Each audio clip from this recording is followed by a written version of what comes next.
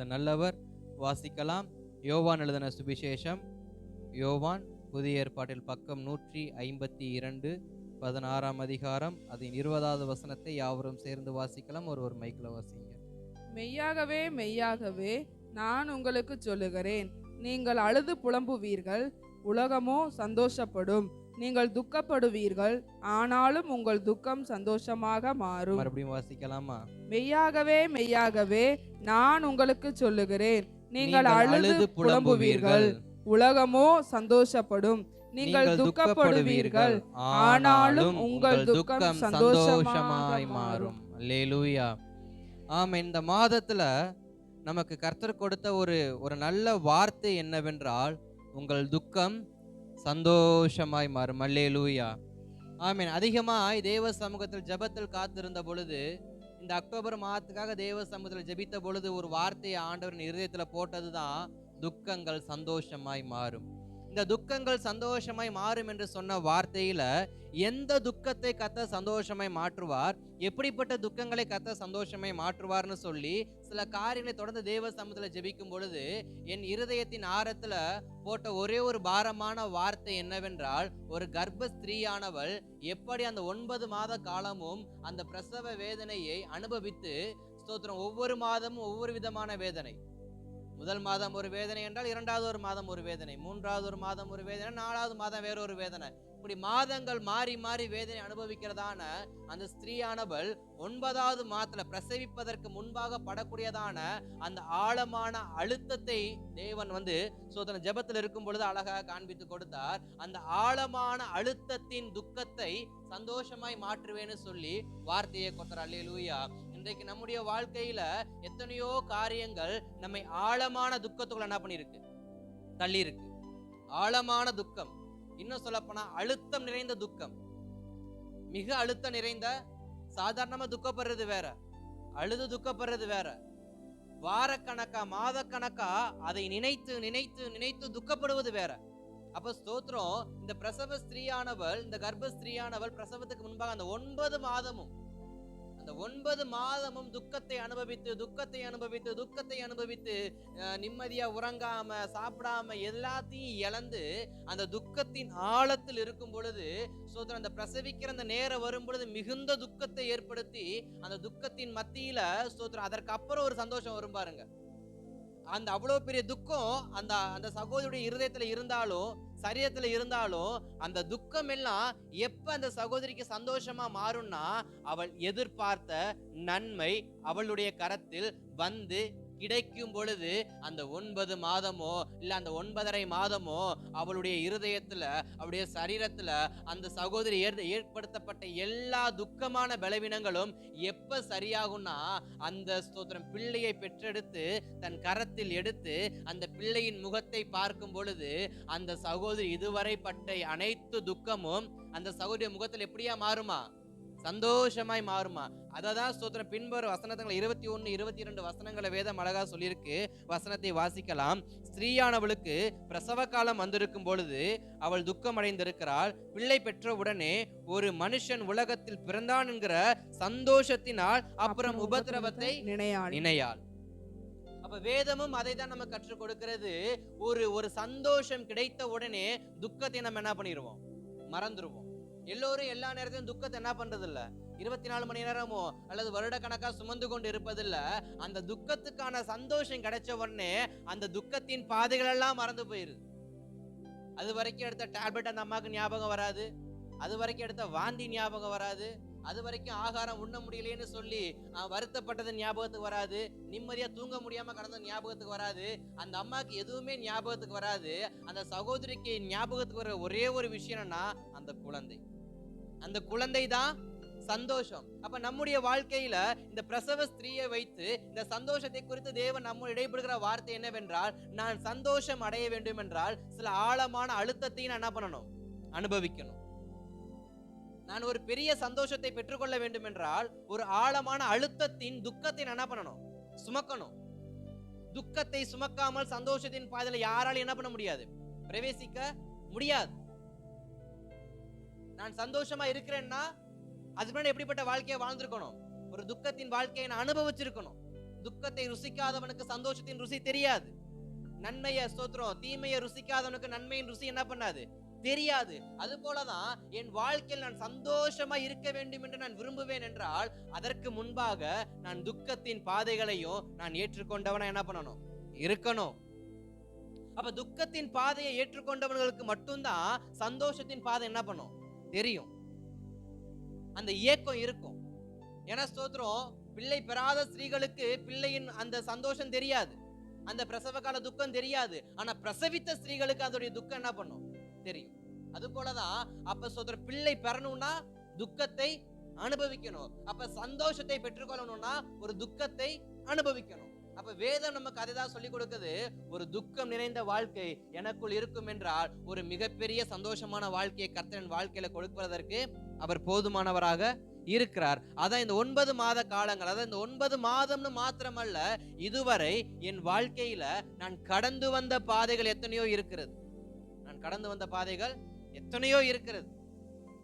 அத்தனை பாதைகள்லையும் நான் கொஞ்சம் திரும்பி பார்ப்பேன்னு சொன்னா அதுல சந்தோஷம் அதிகமா இருக்கா அல்லது துக்கம் அதிகமா இருக்கான்னு பார்த்தா சந்தோஷத்தை விட துக்கத்தின் நாட்கள் தான் அதிகமா இருக்கும்.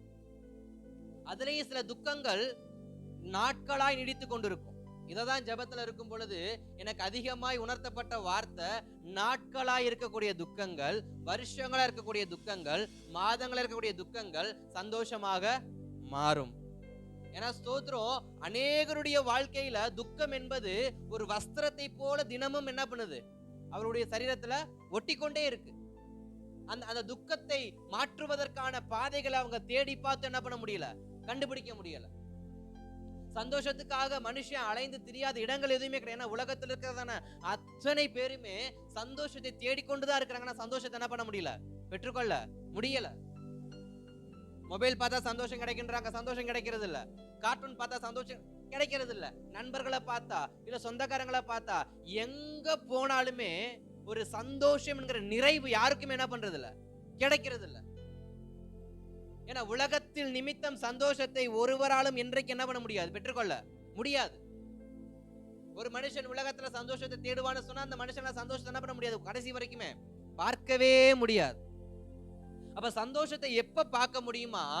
வேதம் சொல்லுகிறது ஸ்தோத்திரம், அந்த வார்த்தையை மறுபடியும் வாசிங்களேன். எங்கன்னா 19ஆம் வசனத்தை. அதை குறித்து தம்மிடத்தில் கேட்கும்படி அவர்கள் விரும்புகிறதை இயேசு அறிந்து அவர்களை நோக்கி கொஞ்ச காலத்திலே என்னை காணாதிருப்பீர்கள், மறுபடியும் கொஞ்ச காலத்திலே என்னை காண்பீர்கள் என்று நான் உங்களுக்கு சொன்னதை குறித்து நீங்கள் உங்களுக்குள்ளே விசாரிக்கிறீர்களோ? 22 வாசிச்சிருங்க. அதுபோல நீங்களும் இப்பொழுது துக்கமடைந்திருக்கிறீர்கள். நான் மறுபடியும் உங்களை காண்பேன். அப்பொழுது உங்கள் இருதயம் சந்தோஷப்படும். உங்கள் சந்தோஷத்தை ஒருவனும் உங்களிடத்தில் இருந்து எடுத்து போட மாட்டான். அப்ப ஒரு மனிதனுடைய வாழ்க்கையில சந்தோஷம் என்பது எப்பொழுது கிடைக்கும் என்றால் அந்த மனிதனை இயேசு சந்திக்கும் பொழுதுதான். அல்லேலூயா. ஏன்னா இங்க சீஷர்களுக்கு இயேசு கிறிஸ்து சொல்லுகிற வார்த்தை என்னவென்றால் அவர்கள் துக்கமடைய காலம் வரும்னு இயேசு அங்க சொல்றார். சீஷர்களை பார்த்து இயேசு சொல்ற ஒரே ஒரு வார்த்தை என்ன, நீங்க துக்கமடையக்கூடிய நாட்கள் வரும். ஏன் ஆண்டவர் இப்படி சொல்றீங்கன்னா, நான் இப்ப உங்களோடு கூட இருக்கிறேன், நான் எடுத்துக்கொள்ளப்படுகிற காலம் வரும். நான் எடுத்துக்கொள்ளப்படுகிற காலத்துல நீங்க துக்கமடைவீங்க. அப்படின்னா இயேசுவின் ஜெபத்திற்கான பதில் கிடைக்காத நாட்கள் நமக்கு துக்கமா தான் இருக்கும். இயேசு எனக்கு சுகம் கொடுக்காத நாட்கள் எனக்கு துக்கமா தான் இருக்கும். இயேசு எனக்கு விடுதலை கொடுக்காத நாட்கள் எனக்கு துக்கமா தான் இருக்கும். இயேசு என் குடும்பத்தில் இல்லாத நாட்கள் எனக்கு துக்கமா தான் இருக்கும். இயேசு எனக்கு சொன்ன வார்த்தையை நிறைவேற்றாமல் இருக்கிற வரைக்கும் என்னுடைய வாழ்க்கை துக்கமா தான் இருக்கும். அததான் இயேசு சொல்றாரு, 3 ஆண்டு காலங்கள் நான் உங்களோடு இருந்தேன், நீங்க என்னோடு இருந்தீங்க. அதனால உங்களுக்கு என்ன தெரியல, துக்கத்தை பத்தி தெரியல, புலம்பலை பத்தி தெரியல, வருத்தத்தை பத்தி தெரியல. ஆனா உங்களுக்கு ஒரு காலத்தை நான் வச்சிருக்கிறேன், அந்த காலத்துல நீங்க மிக துக்கம் அடைவீங்க. அந்த காலத்துல நீங்க மிகவும் துக்கம் அடைவீங்க. காரணம் என்னவென்றால் உங்களோடு இயேசு என்ன பண்ண மாட்டார், இருக்க மாட்டார். உங்கள் ஜெபத்துக்கு இயேசு என்ன பண்ண மாட்டார், பதில் கொடுக்க மாட்டார். உங்கள் ஆராதனைக்கு தேவன் பதில் கொடுக்க மாட்டார், செவியை சாய்க்க மாட்டார். அப்போ ஒரு காலம் ஒண்ணு இருக்கு. என்ன காலம்னா, நகைக்க ஒரு காலம் இருந்தா, அழுக ஒரு காலம் இருக்கு, துன்பத்தை அனுபவிக்க ஒரு காலம் இருந்தா, சந்தோஷத்தை அனுபவிக்க காலம் ஒண்ணு இருக்கு, ஜெபத்தை கேட்கிற காலம் ஒன்று இருக்கும் என்றால், ஜெபத்திற்கு பதில் கொடுக்காம இருக்கிற காலமும் ஒரு நாள் என்ன பண்ணும், வரும். அததான் வெளிப்படுத்தல இருக்கிற சபையை பார்த்து சொன்னாரு, கொஞ்ச காலம் உபத்திரவப்படுவீங்க. எப்படி? கொஞ்ச காலம் உபத்திரவப்படுவீங்க, ஆனாலும் உங்கள் துக்கம் சந்தோஷமாய் மாறும். அப்ப சீசர்களை பார்த்து இயேசு சொல்லுகிற ஒரே ஒரு வார்த்தை என்னவென்றால், நான் உங்களிடத்திலிருந்து மறைந்து போகிற காலம் வரும். அந்த மறைந்து போகிற காலம் என்னவென்றால், சத்துரு என் கண்களுக்கு இயேசுவை மறைக்கிற காலம். ஏனென்றால் சத்துருவினான மிகப்பெரிய தந்திரம் என்ன? இயேசுவை கொல்லணும். இயேசுவின் சரீரம் காணப்படக்கூடாது, இயேசுவின் வல்லமை காணப்படக்கூடாது, இயேசுவின் உயிர்த்தெழுதல் காணப்படக்கூடாதுன்னு சொல்லிதான் அந்த 3 ஆண்டு காலங்கள் இயேசு கிறிஸ்துவ அவன் எப்படியெல்லாம் வஞ்சிக்கலாம், அவர் நிமித்தம் சந்தோஷம் வந்துடக்கூடாது, அவர் நிமித்தம் சுகம் வந்துடக்கூடாது, அவர் நிமித்தம் விடுதலை வந்துடக்கூடாதுன்னு சொல்லி அநேக காரியங்களை கட்டமைத்து தான் அவரை சொத்த சிலுவையில் அறைந்ததும், அவரை கல்லறையில் வைத்ததும், அவர் மரித்தார் என்ற செய்தியை உலகம் முழுவதும் நம்ப வைத்தது. அப்ப இன்றைக்கும் ஒரு பிரம்மையை சத்ருவானன் விதைத்திருக்க என்னவென்றால், உன் இயேசு மரித்து விட்டார், நீ ஆராதிக்கிற இயேசு மரித்து விட்டார், அவர் உன் ஜெபத்துக்கு பதில் கொடுக்க மாட்டார், அவரை நோக்கி நீ விண்ணப்பிக்கிற விண்ணப்பத்திற்கு சரியான பதில் உனக்கு கிடைக்காது, அவரை நம்பி இருக்கிற உனக்கு பதில் கிடைக்காது, அவர் ஆராதிக்கிற உனக்கு பதில் கிடைக்காது. இயேசுவே நம்பி என்று வாழக்கூடிய உனக்கு இயேசு ஒரு நாள் உதவி செய்ய மாட்டார். காரணம் என்றால், நீ அவர் செத்து விட்டார், இயேசு மரித்து விட்டார், அவரை கல்லறையில் என்ன பண்ணிட்டோம், அடக்கம் பண்ணிட்டோம் என்கிறதான அந்த ஆழமான காரியத்தை சீஷர்களுக்குள்ள சத்துரு விதைப்பான இயேசுவுக்கு தெரியும். இயேசுவுக்கு என்ன தெரியும்? இப்படிப்பட்டதான ஒரு நூதனமான விஷயத்தை அவங்களுக்குள்ள விதைப்பான்னு தெரிஞ்சுதான் இயேசு இந்த வார்த்தையை சொல்றாரு, நீங்க துக்கப்படுவீங்க, நீங்க துக்கப்படுவீங்க. அந்த துக்கம் ஏன் வருதுன்னா, நான் இல்லங்கிற பிரம்மைக்குள்ள நீங்க இருக்கிற வரைக்கும் உங்க வாழ்க்கை எப்படிதான் இருக்கும்? துக்கமா தான் இருக்கும். அந்த 3 நாட்கள் சீஷர்களுக்கு எப்படிதான் இருந்துச்சு? துக்கமா தான் இருந்துச்சு. இயேசு உயிர்த்தெழுதான்ற விஷயத்தை மரியாள் சொல்லி அவங்க என்ன பண்ணல, நம்பல. அதனாலேயே இயேசு ஒவ்வொருவருக்கும் பிரத்யட்சமான தரிசனத்தை என்ன பண்ணாரு, கொடுத்தாரு. காரணம் என்ன? அவர்கள் துக்கத்தை என்ன பண்ணல, துக்கத்திலிருந்து வெளியில வருவதற்கு இயேசு உயிர்த்தெழுதான்ற சத்தியத்தை அவங்க என்ன பண்ணல, கேட்கல. அதற்கு பதிலாக சத்ருவின் நிமித்தம் கொடுக்கப்பட்ட அந்த பொய்யான பிரம்மையை அவர்கள் ஆழமாய் நம்பியதால் துக்கத்திலிருந்து வெளிவர முடியாமல் தவித்து கொண்டிருந்தாங்க. ஆதியாகமம் புஸ்தகம் 32ஆம் அதிகாரத்துல யாக்கோபு தன் மகனுடையதான மரணத்தை குறித்து அங்க என்ன பண்ணுவாரு, கேள்விப்படுவார். யாக்கோபு தன்னுடையதான மகனுடையதான மரணத்தை அவர் கேள்விப்படுவார். கேள்விப்பட்ட யாக்கோபு துக்கத்தோடு என்ன பண்ணுவார், அமர்ந்திருப்பார். இப்ப நமக்கு நன்றாக தெரிந்திருக்கும், யாக்கோபின் மகனாகிய யோசேப்பு மரிக்கல அப்படிங்கிறது யாருக்கு தெரியும்? பைபிள் படிக்கிற நமக்கு தெரியும். யோசேப்பு மரிக்கலன்ற விஷயம் யாருக்கு தெரியும்? யோசேப்பின் சகோதரர்களுக்கு தெரியும்.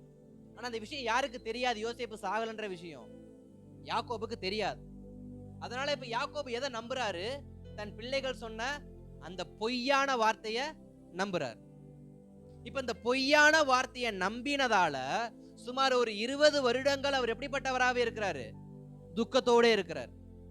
நம்முடைய வாழ்க்கையில துக்கம் தொடருவதற்கு என்ன காரணம் என்றால், நாம் பொய்யை உண்மை என்று நம்பிக்கொண்டிருப்பதனால நம்முடைய வாழ்க்கையில துக்கமானது என்ன பண்ணுது, நீடித்து கொண்டே இருக்கிறது. ஏன் துக்கத்திலிருந்து என்னால வெளியில வர முடியல?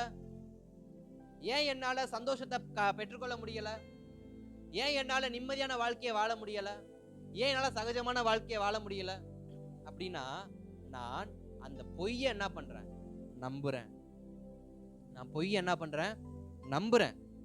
யோசேப்பு மரித்து விட்டான் என்கிறதான அந்த பொய்யான வார்த்தைய யாக்கோபுக்குள்ள அந்த பிள்ளைகள் வைத்த உடனே யாக்கோபு நம்பிட்டாரு. இதேதான் சீஷர்களுக்கும் நடந்துச்சு. சீஷர்கள் என்ன பண்ணிட்டாங்க, நம்பிட்டாங்க.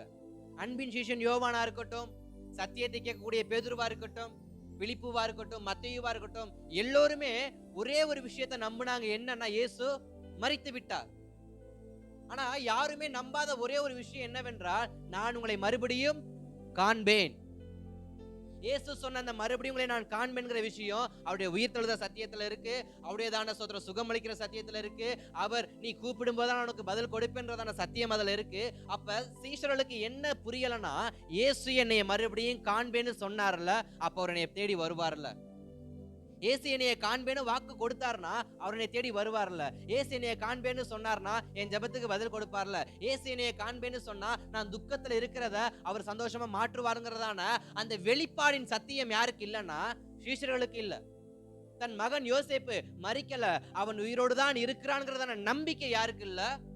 யாக்கோபுக்கு இல்ல. அப்ப என் வாழ்க்கை நம்பிக்கை இல்லை என்றால் துக்கம் தொடரும். என் வாழ்க்கையில இயேசுவின் சத்தியம் இல்லை என்றால் எனக்கு துக்கம் தொடரும். என் வாழ்க்கையில் இயேசு சொன்ன வார்த்தையை நான் ஆணித்தனமாய் நம்பவில்லை என்றால் என் வாழ்க்கையில் துக்கமானது தொடரும். அப்ப துக்கம் சந்தோஷமாய் மாற வேண்டும் என்றால் இயேசு என்னை சந்திக்க நான் ஆயத்தப்பட வேண்டும். இல்லை என்றால் ஸ்தோத்திரம், இயேசுவை சந்திக்க நான் புறப்பட்டு போக வேண்டும். ஒன்று இயேசுவினை சந்திக்க நான் ஆயத்தப்படணும், இல்லை என்றால் இயேசுவை சந்திக்க நான் புறப்பட்டு போக வேண்டும். அப்ப இந்த இரண்டு காரியத்தில் ஒன்று நடந்தால்தான் என் துக்கம் சந்தோஷமாக மாறும். நீங்க வேதாகமத்துல அநேக காரியங்களை பார்க்க முடியும். ஆதியாக முதல் வெளிப்படுத்தல் வரைக்கும் இருக்கக்கூடியதான அனைத்து ஸ்தோத்திரம் வேத பகுதிகளிலையும் அங்க சொல்லுகிற ஒரே ஒரு வார்த்தை என்னவென்றால், இயேசு அவர்களை சந்தித்தார். இல்ல தேவன் அவர்களை சந்தித்தார், தேவன் அவர்களை கண்டார், தேவன் அவர்களை பார்த்தார் என்ற விஷயம் வார்த்தைகள் வேதாகமத்தில் அநேக இடங்களில் கொடுக்கப்பட்டிருக்கும். குறிப்பாக எரேமியாவின் புஸ்தகம் 29ஆம் அதிகாரம் 10வது வசனத்துல பார்க்கும் பொழுது, நான் இஸ்ரவேல் புத்திரர்களை சந்திப்பேன், அவர்களை சந்தித்து அவர்களுக்கு சொன்ன என் நல் வார்த்தைகளை நிறைவேற்றுவேன் என்ற வார்த்தை அங்க போடப்பட்டிருக்கும். அதே போல யாத்ராகமன் புஸ்தகம் 3ஆம் அதிகாரம் 16-18 வசனங்களை பார்க்கும் பொழுது அங்கே ஸ்தோத்திரம் இஸ்ரவேல் புத்திரர்களை தேவன் சந்தித்தார், அவர்கள் உபத்திரவத்தை தேவன் சந்தித்தார், அவர்கள் துக்கத்தை தேவன் சந்தித்தார் என்ற வார்த்தை அங்க போடப்பட்டிருக்கும். அதே யாத்ராகமம் 4ஆம் அதிகாரம் 31வது வசனத்திலையும், அதே யாத்ராகமம் 5ஆம் அதிகாரம் 3வது வசனத்திலையும் அங்கே அதே வார்த்தையை சொல்லப்பட்டிருக்கும், தேவன் அவர்களை சந்தித்தார். அப்ப என் துக்கம் சந்தோஷமாய் மாற வேண்டும் என்றால் என்னை யார் சந்திக்கணும்? கர்த்தரனை சந்திக்கணும், இல்லை என்றால் நான் கர்த்தரை சந்திக்கணும். இந்த இரண்டே விஷயம்தான் என் துக்கம் சந்தோஷமாய் மாறுவதற்கான அஸ்திபாரம் எல்லாமே. இததான் சீசர்களுக்கு கற்றுக் கொடுத்தார். இதைதான் இன்னைக்கு நமக்கும் ஆண்டவர் கற்றுக் கொடுக்க விரும்புகிறார். இன்றைக்கும் சபைக்கு கற்றுக் கொடுக்கிற ஒரே ஒரு வார்த்தை என்றால், நான் உன்னை மறுபடியும் சந்திப்பேன், அதற்கு நீ ஆயத்தமா இரு. நான் உன்னை மறுபடியும் சந்திப்பேன். ஏன்னா அந்த 16:22 சொல்லப்பட்ட வார்த்தை அதானே, நான் மறுபடியும் உங்களை காண்பேன், நான் மறுபடியும் உங்களை காண்பேன். அப்ப தேவனை காண்கிற காலம் ஒன்று இருக்கு. அல்லேலூயா. தேவனை காண்கிற காலத்துல என் துக்கம் அனைத்தும் சந்தோஷமாய் மாறும். அந்த காலம் எப்பொழுது? அந்த காலம் எப்பொழுது? அது யாருக்குமே என்ன பண்ணாது, தெரியாது. யாருக்குமே என் துக்கத்தின் முடிவு எத்தனை என்று தெரியாது. யாருக்கும் என் வாக்குத்தத்தத்தின் நிறைவு எத்தனை ஆண்டுகள் என்று தெரியாது. யாருக்கும் நம்முடைய மரணம் எப்பொழுது என்று தெரியாது. அது போலதான் துக்கத்தோடு இருக்கிறவனுடைய சந்தோஷம் எப்ப வரும்னு யாருக்குமே தெரியாது. ஆனா துக்கத்தோடு இருக்கிறவன் செய்ய வேண்டிய விஷயத்தை நான் இன்னைக்கு என்ன பண்ண போறேன், நம்ம தான் தியானிக்க போறோம். என்ன செய்யணுமா? ஒருவன் துக்கத்தோடு இருக்கிறான் என்றால் அவன் தேவ சமூகத்திலேயே காணப்படக்கூடியவனாய் இருந்தால், அவன் வேத வசனத்தையே வாசிக்க கூடியவனாய் இருந்தால், அவன் தேவ சமூகத்திலே ஜெபிக்க கூடியவனாய் இருந்தால், அவன் தேவனே என்னைய சுகமாக்குங்க, தேவனே என்னைய சந்தோஷப்படுத்துங்கன்னு தேவனையே சார்ந்து இருப்பான் என்றால் ஒரு நாள் இல்ல ஒரு நாள் அவன் துக்கங்கள் அனைத்தும் சந்தோஷமாக மாறும். அப்ப இன்றைக்கு நாம் தியானிக்க போகிற ஒரே ஒரு வார்த்தை என்னவென்றால் சந்தோஷம். அல்லேலூயா. இன்றைக்கு இந்த செய்திக்கு ஆதாரமே என்னன்னா சந்தோஷம். துக்கம் சந்தோஷமாக மாறும். பிரசவ கால ஸ்திரீயை போல துக்கத்தை அனுபவிச்சிருந்தாலும் துக்கம் சந்தோஷமாய் மாறும். அல்லது பொய்யான வார்த்தைகளை கேட்டு துக்கத்துல மரித்து போய் தான் துக்கம் சந்தோஷமா மாறும். அல்லது எல்லோருமே இயேசு மரித்து விட்டார்னு சொல்லி என்னை ஒரு மாயைக்குள்ள சிக்க வைத்திருந்தாலும் அந்த துக்கமும் சந்தோஷமாக மாறும். அப்ப என் துக்கம் சந்தோஷமாய் மாறணும்னா நான் செய்ய வேண்டிய ஒரே காரியம், நான் இயேசுவை சந்திக்க புறப்படணும். இல்லை என்றால் இயேசு என்னைய சந்திக்கும்படி நான் ஆயத்தப்படணும். அல்லேலூயா. இந்த 3 வசனத்துல, அதாவது 20, 21, 22 வசனங்கள்ல வேதம் கற்றுக் கொடுக்கிற ஒரு 4 விதமான வார்த்தையை நான் உங்களுக்கு சொல்றேன். முதலாவது என்னன்னா, உலகம் சந்தோஷப்படும். உலகம், நான் துக்கப்படுவேன். உலகம் சந்தோஷப்படும், நான் துக்கப்படுவேன். உலகம் சந்தோஷப்படும், நான் அழுது புலம்புவேன். உலகம் சந்தோஷப்படும், நான் அழுது புலம்புவேன். அப்படின்னா உலகத்தின் சந்தோஷம் உனக்கு பங்கு இல்லைன்னு அர்த்தம்.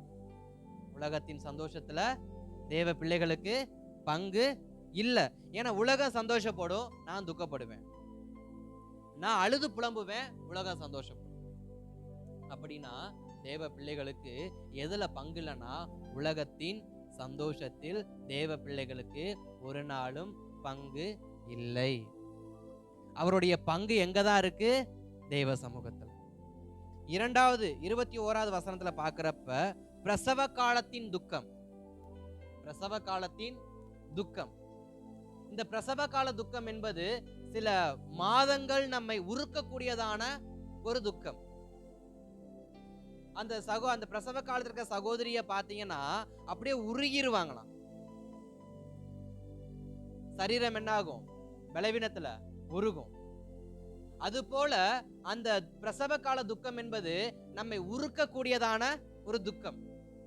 சிலருடைய துக்கங்கள் சரீரத்தை என்ன பண்ணுமா? மெலிந்து போக வைக்கும். சில பேரை பார்த்தா ரொம்ப மெலிஞ்சுக்கிட்டே இருப்பாங்க. ஏன்னு கேட்டா அவங்களுக்குள்ள ஏதோ ஒரு துக்கம் என்ன பண்ணும்? ஆட்கொண்டே இருக்கும். அந்த துக்கத்தை அவர்கள் மேற்கொள்ள முடியாதபடியினால அந்த துக்கம் அவர்களை உருக்க ஆரம்பிக்கிறது. நெருப்பு எப்படி ஒரு உலோகத்தை உருக்குதோ அது போலதான் ஒரு துக்கமானது ஆவிக்குரிய வாழ்க்கையை உருக்கக்கூடியதான ஒரு எரிபொருள். என் ஆவிக்குரிய வாழ்க்கையை உருக்கக்கூடிய ஒரே ஒரு விஷயம் எதுன்னா அது துக்கம் மட்டும்தான். சத்ருவால என் ஆவிக்குரிய வாழ்க்கையை ஒரு நாள் என்ன பண்ண முடியாது? உருக்க முடியாது. உலகத்தின் மனுஷனால ஆவிக்குரிய வாழ்க்கை என்ன பண்ண முடியாது? உருக்க முடியாது. என் ஆவிக்குரிய வாழ்க்கையை உருக்கக்கூடிய ஒரே ஒரு காரியம் என்னன்னா அது துக்கம் மட்டும்தான். ஏன்னா தேவனோடு போராடி மேற்கொண்டு யாக்கோபாலே எதை மேற்கொள்ள முடியல? துக்கத்தை மேற்கொள்ள முடியல. மாமனாரை மேற்கொண்ட யாக்கோபுக்கு எதை மேற்கொள்ள முடியல? துக்கத்தை மேற்கொள்ள முடியல. அண்ணனை மேற்கொள்ள தெரிஞ்சவனுக்கு எதை மேற்கொள்ள தெரியல? துக்கத்தை. அப்ப இன்றைக்கு தேவ பிள்ளைகள் அநேக காரியத்தை மேற்கொண்டவர்கள் தான். ஜெபத்துல ஒரு நாள் ஜெபத்துல அநேக காரியங்களை மேற்கொண்டவங்க தான். ஆனா இந்த பிரசவ கால துக்கம் என்கிறது உருக்கக்கூடியது ஒரு மனிதனை. அதற்கு முன்பாக அவன் எவ்வளவு பலசாலியா இருந்தாலும், அவன் எவ்வளவு வெயிட் தூக்கக்கூடியவனா இருந்தாலும், பிரசவ காலம் வந்துருச்சு என்ன பண்ண முடியாது? எதையுமே தூக்க முடியாது, குனிய முடியாது, எதுவுமே செய்ய முடியாது. ஆமாவா இல்லையா? என்னமோ புதுசா நான் சொல்ற மாதிரியும் இப்பதான் பாச நாங்க அதெல்லாம் கேள்விப்படுற மாதிரியும் உங்க ரியாக்ஷன் இருக்கே. கர்த்தருக்கே ஸ்தோத்திரம், ஸ்தோத்திரம். இத்தனைக்கும் சகோதரிகளா உட்கார்ந்துருக்கிறீங்க, ஆனாலும் என்ன இல்ல, முகத்துல கலை இல்ல. இருக்கட்டும், பிரசங்கம் முடியட்டும். கர்த்தர் நல்லவர். அல்லேலூயா. அப்ப ஸ்தோத்திரம். அப்ப இந்த பிரசவ கால துக்கம் என்பது ஒருவருடைய உருவத்தை, அதாவது ஒருவருடையதான வாழ்க்கையே என்ன பண்ணக்கூடியது? மாற்றக்கூடியது. நல்லா கவனிச்சு பாருங்க. யாக்கோபு எவ்வளவு பெரிய மனுஷன். வானத்துல ஏணி வைக்கப்பட்டு ஸ்தோத்திரம் பூமிக்கும் வானத்துக்கும் தூதர்கள் ஏறுவதையும் இறங்குவதையும் கண்ட மனுஷன், தேவனால் வழிநடத்தப்பட்ட மனுஷன், தேவனால் ஆசீர்வதிக்கப்பட்ட மனுஷன், தேவனோடு போராடி மேற்கொள்ளப்பட்ட மனுஷனால எதை மேற்கொள்ள முடியல? துக்கத்தை மேற்கொள்ள முடியல. என்ன துக்கம்? தன் மகன் மரித்து விட்டானுங்கிற துக்கத்தை என்ன பண்ண முடியல? மேற்கொள்ள முடியல. ஆனா அதே யாக்கோபுக்கு பிள்ளை பிறக்குது. என்ன பிள்ளை?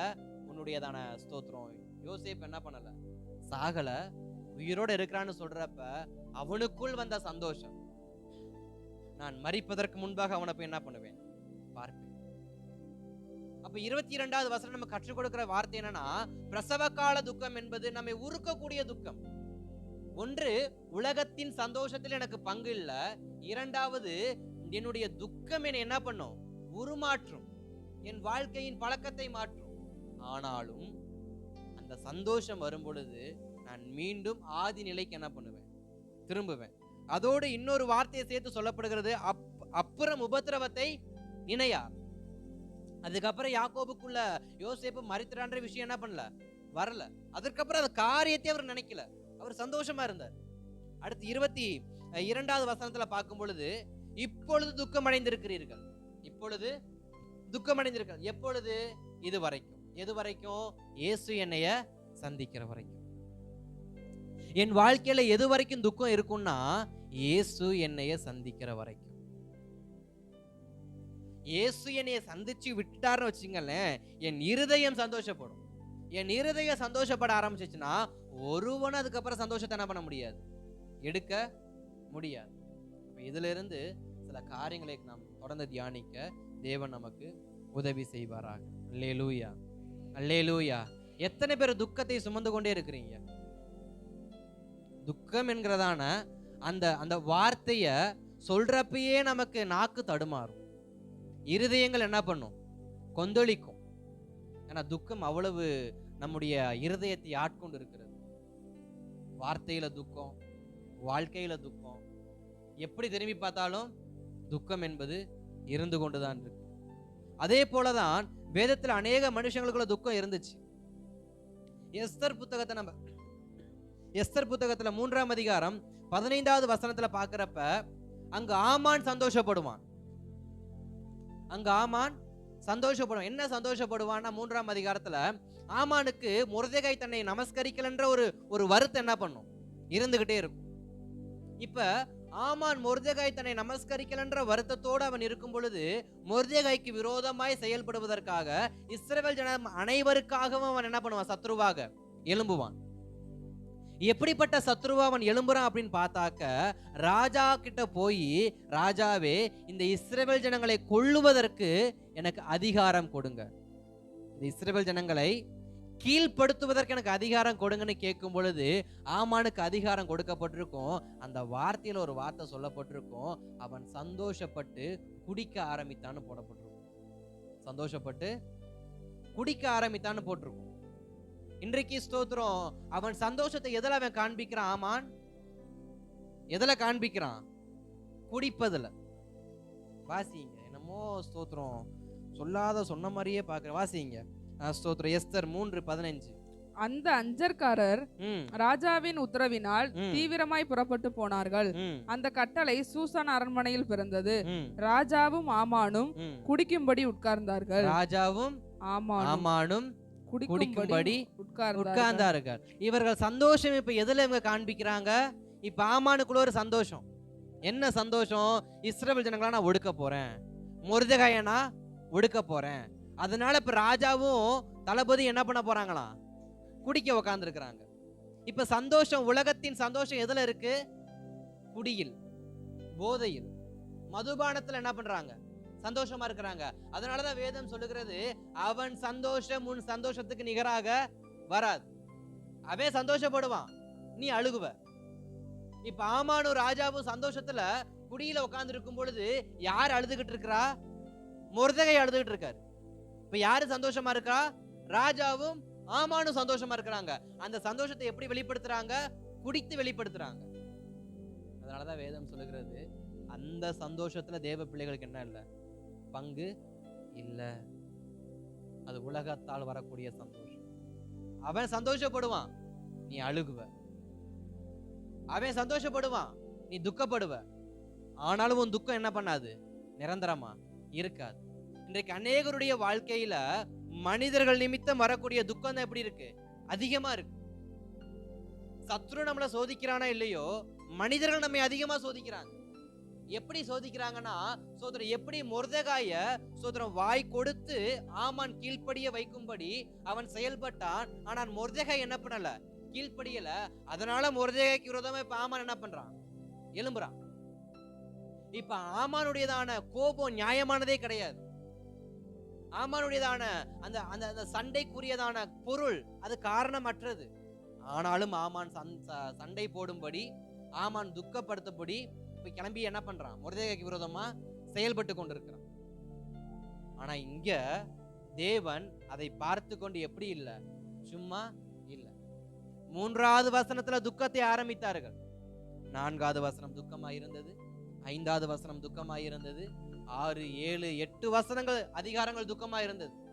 ஆனா 9ஆம் அதிகாரத்தை திருப்பும் பொழுது அதுல 21வது வசனம் ஒரு வார்த்தையை சொல்லுது. என்னன்னா, அவர்கள் துக்கங்கள் சந்தோஷமாய் மாறியதற்கான ஒரு நாளை நியமித்து வருடந்தோறும் அதை என்ன பண்ணாங்களாம், அனுசரித்தார்களாம். அப்ப ஆமானால ஒரு குறிப்பிட்ட காலம் தான் துக்கத்தை என்ன பண்ண முடியும், கொடுக்க முடியும். ஒரு மனுஷன் நிமித்தமாக ஒரு குறிப்பிட்ட காலம் தான் துக்கத்தை கொடுக்க முடியும். ஆனா தேவனால வருடந்தோறும் சந்தோஷத்தை என்ன பண்ண முடியும், கொடுக்க முடியும். அந்த சந்தோஷத்தை நினைவில் வைத்துக் கொள்ளும்படியான காரியங்களையும் தேவன் என்ன பண்ண முடியும், ஏற்படுத்த முடியும். அப்ப உலகத்தால நான் துக்கம் அடைறதுக்காண்டி இயேசுவே என் வாழ்க்கை முழுவதும் துக்கமே எனக்கு பாதையாக மாறி விடுமான்னு கேட்டா கண்டிப்பா இல்ல. அவன் சந்தோஷப்படட்டும், அவன் மதுபானத்தை குடிச்சு உன்னை மேற்கொண்டு விட்டுன்னு சந்தோஷப்படட்டும். இன்றைக்கு அநேக ஸ்தோத்திரம் குடும்பமா இருக்கட்டும், அநேக ஸ்தோத்திரம் புறஜாதிகளா இருக்கட்டும், அநேக சத்துருவா இருக்கட்டும், யோபுவின் வாழ்க்கையை பார்க்கும் பொழுது சத்துரு நினைச்ச ஒரே ஒரு விஷயம் என்னன்னா, நான் யோபுவை மேற்கொண்டு விட்டேன், யோபுவை முறியடிச்சிட்டேன், இனி யோபு எழும்ப மாட்டான், இனி யோபுவுக்கு ஒன்றுமே புரியாது, இனி யோபுவால ஒன்றுமே செய்ய முடியாதுன்னு சொல்லி யோபுவை ஸ்தோத்திரம் சத்துரு மேற்கொண்டு விட்டேன்னு சொல்லி அவன் அநேக சந்தோஷப்பட்டான். யோபு பலவீனமா இருக்கிறது சத்துருக்கு எப்படிப்பட்டதா இருக்கு, சந்தோஷமா இருக்கு. யோபு ஓட்டை எடுத்து தன்னுடைய சரீரத்தை சொரிந்து கொண்டிருப்பது சத்துருக்கு எப்படிப்பட்டதா இருக்கு, சந்தோஷமா இருக்கு. யோபு ஒன்றுமே இல்லாதவனாய் ஒரு நிர்வாணியை போல சாம்பல் அமர்ந்து கொண்டு அவன் கிடப்பது சத்துருக்கு எப்படிப்பட்டதா இருக்கு, சந்தோஷமா இருக்கு. இன்றைக்கு தேவ பிள்ளைகளுக்கு விரோதமாக, இன்றைக்கு நமக்கு விரோதமாக இன்றைக்கு அநேக மனிதர்கள் எப்படிப்பட்டவங்களா தான் இருக்கிறாங்க, என் துக்கத்தை பார்த்து சந்தோஷப்படக்கூடியவங்க தான் இருக்கிறாங்க. அல்லேலூயா.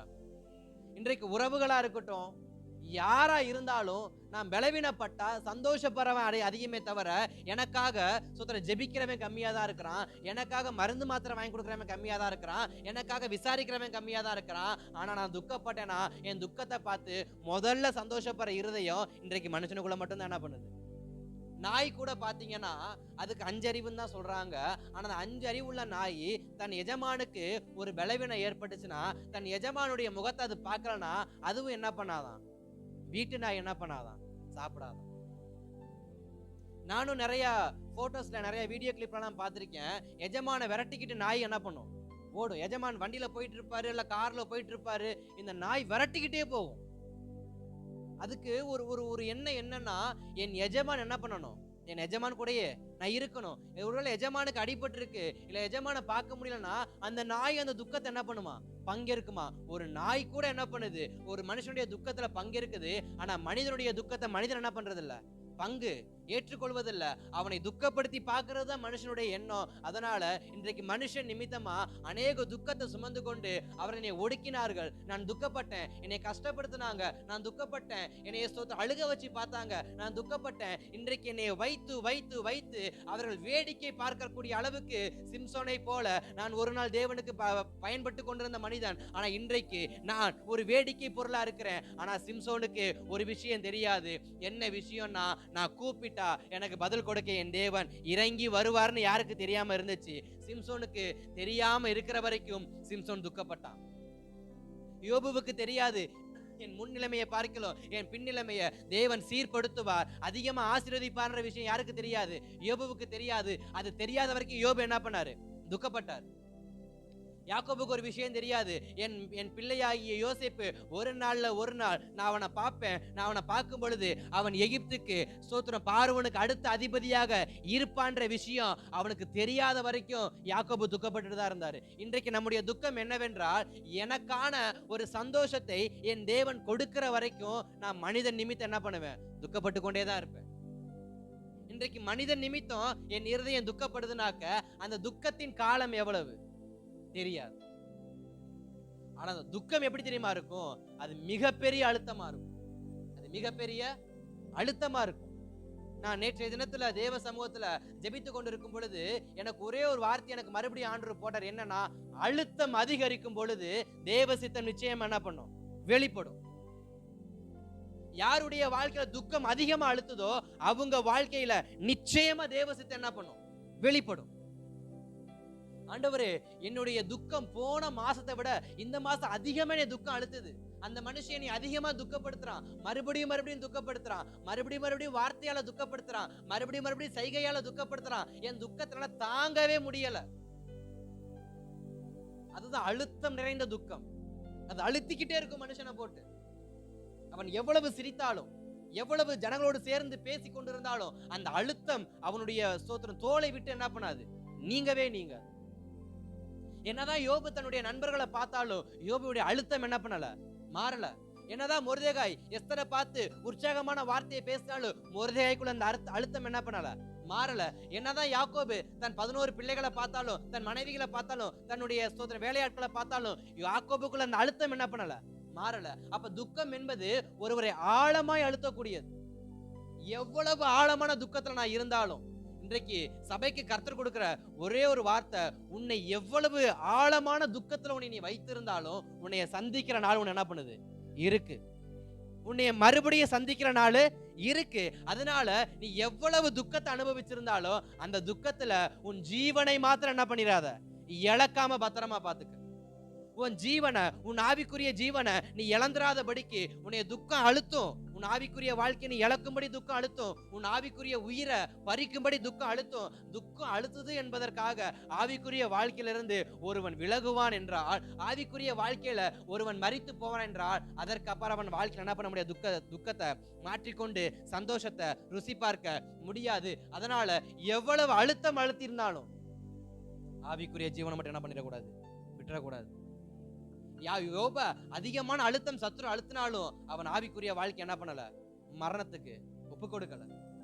இன்றைக்கு ஆவிக்குரிய வாழ்க்கையை நான் மரணத்துக்கு ஒப்பு கொடுக்காம என் மேல் அழுத்தப்படுகிற துக்கத்தை நான் தாங்கிக் கொள்ளுவேன் என்றால், கர்த்தரனை சந்திக்கிற ஒரு நாள் உண்டு. நான் மறுபடியும் உங்களை காண்பேன், நான் மறுபடியும் உங்களை காண்பேன். அப்பொழுது உங்கள் இருதயம் சந்தோஷப்படும். உங்கள் சந்தோஷத்தை ஒருவனை என்ன பண்ண முடியாது, எடுக்க முடியாது. அப்ப ஸ்தோத்திரம், எஸ்தரையும் மொர்தெகாயும் ஆமான் அதிகமா அழுத்துறான், அதிகமான துக்கத்தை கொடுக்கறான். ஒவ்வொரு நாளும் எழும்ப முடியல. சொல்லப்போனா ராஜாத்தியா இருக்கக்கூடிய எஸ்தரே பயப்படுறாங்க. ராஜாக்கு முன்பாக போய் நின்று இஸ்ரவேல் ஜனங்களுக்காக வழக்காடுவதற்கு யாரு பயப்படுறா, ராணியே பயப்படுறாங்க. இத்தனைக்கும் அந்த ராணி யாரு, ஆகாசுடையதான மனைவி.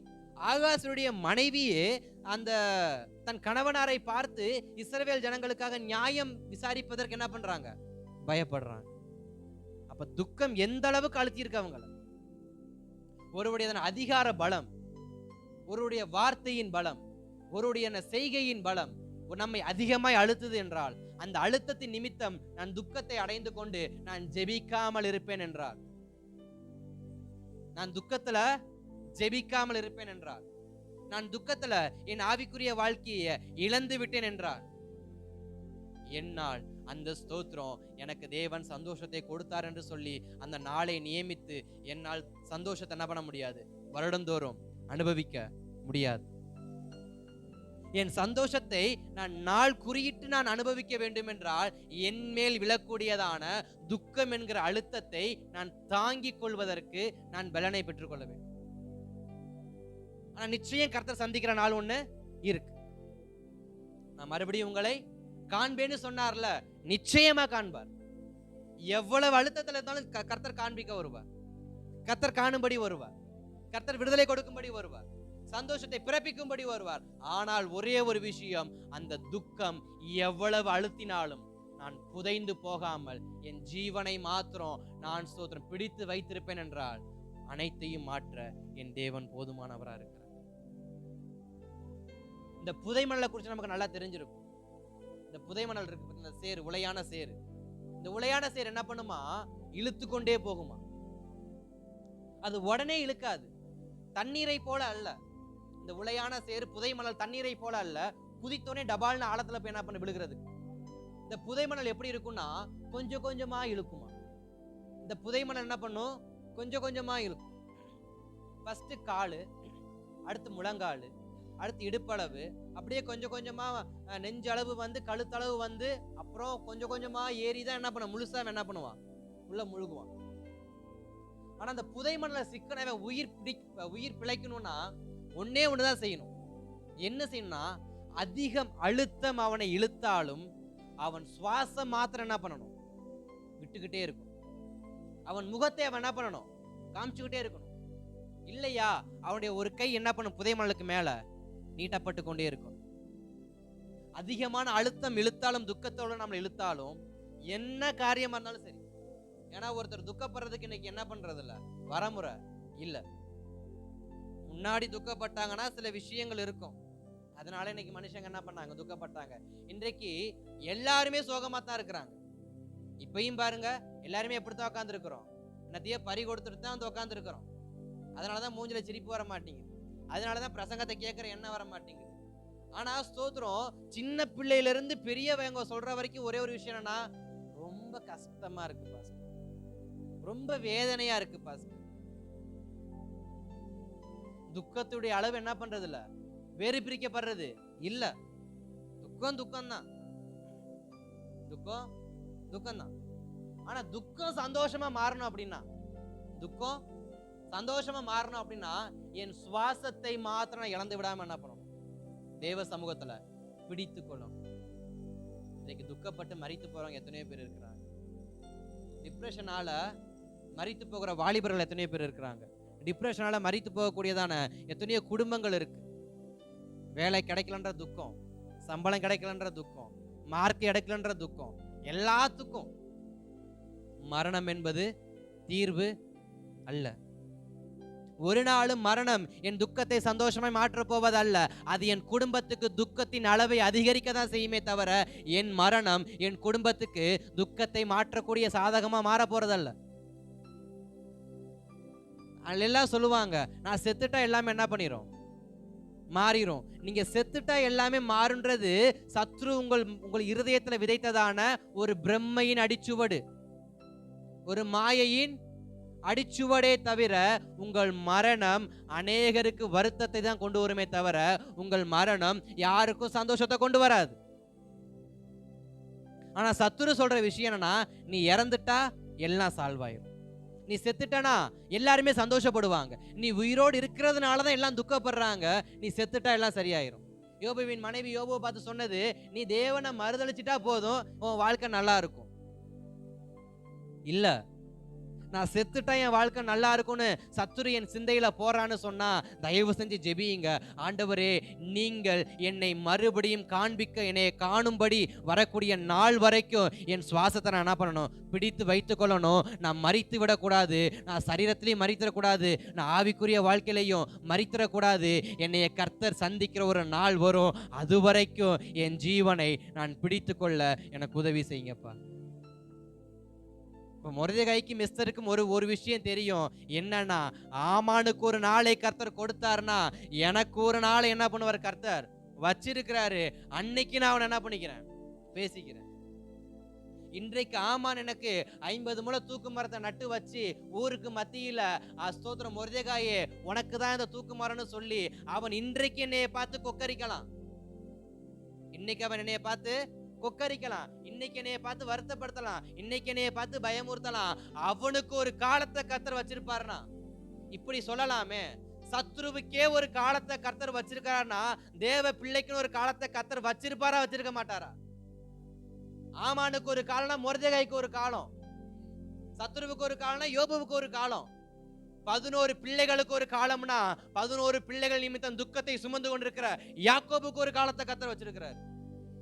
அப்ப அவனுக்கே ஒரு காலம்னா, புறஜாதி மனுஷனுக்கு ஒரு காலம்னா, அவ்விசுவாசிக்கு ஒரு காலம்னா, சத்துருவுக்கு ஒரு காலம்னா, இயேசுவே மெய்யான தெய்வம் என்று சொல்லி அவரை ஆராதித்துக் கொண்டிருக்கிற இரவும் பகலும் அவர் நினைவாய் இருக்கக்கூடிய எனக்கு ஒரு காலத்தை என் தேவன் வச்சிருப்பாரா, வச்சிருக்க மாட்டாரா?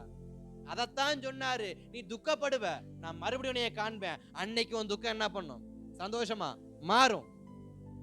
அப்ப துக்கம் என்பது நம் வாழ்க்கையில நிரந்தரமான ஒண்ணு இல்லவே இல்லை. அது காணல் நீரை விட மோசமான ஒன்றுதான் துக்கம். சீக்கிரத்துல மறைஞ்சு போயிடும், சீக்கிரத்துல.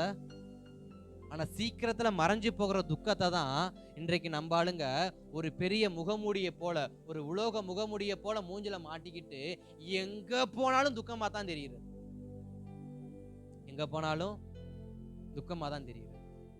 அதனாலதான் சொல்றாரு, உங்கள் துக்கம் சந்தோஷமாய் மாறணும் அப்படின்னா, உன் துக்கம் சந்தோஷமா மாறணும்னா நான் உன்னைய சந்திக்கிற வரைக்கும் நீ காத்திருக்கணும். தேவனைய சந்திக்கிற வரைக்கும் நான் என்ன பண்ணணும், காத்திருக்கணும்.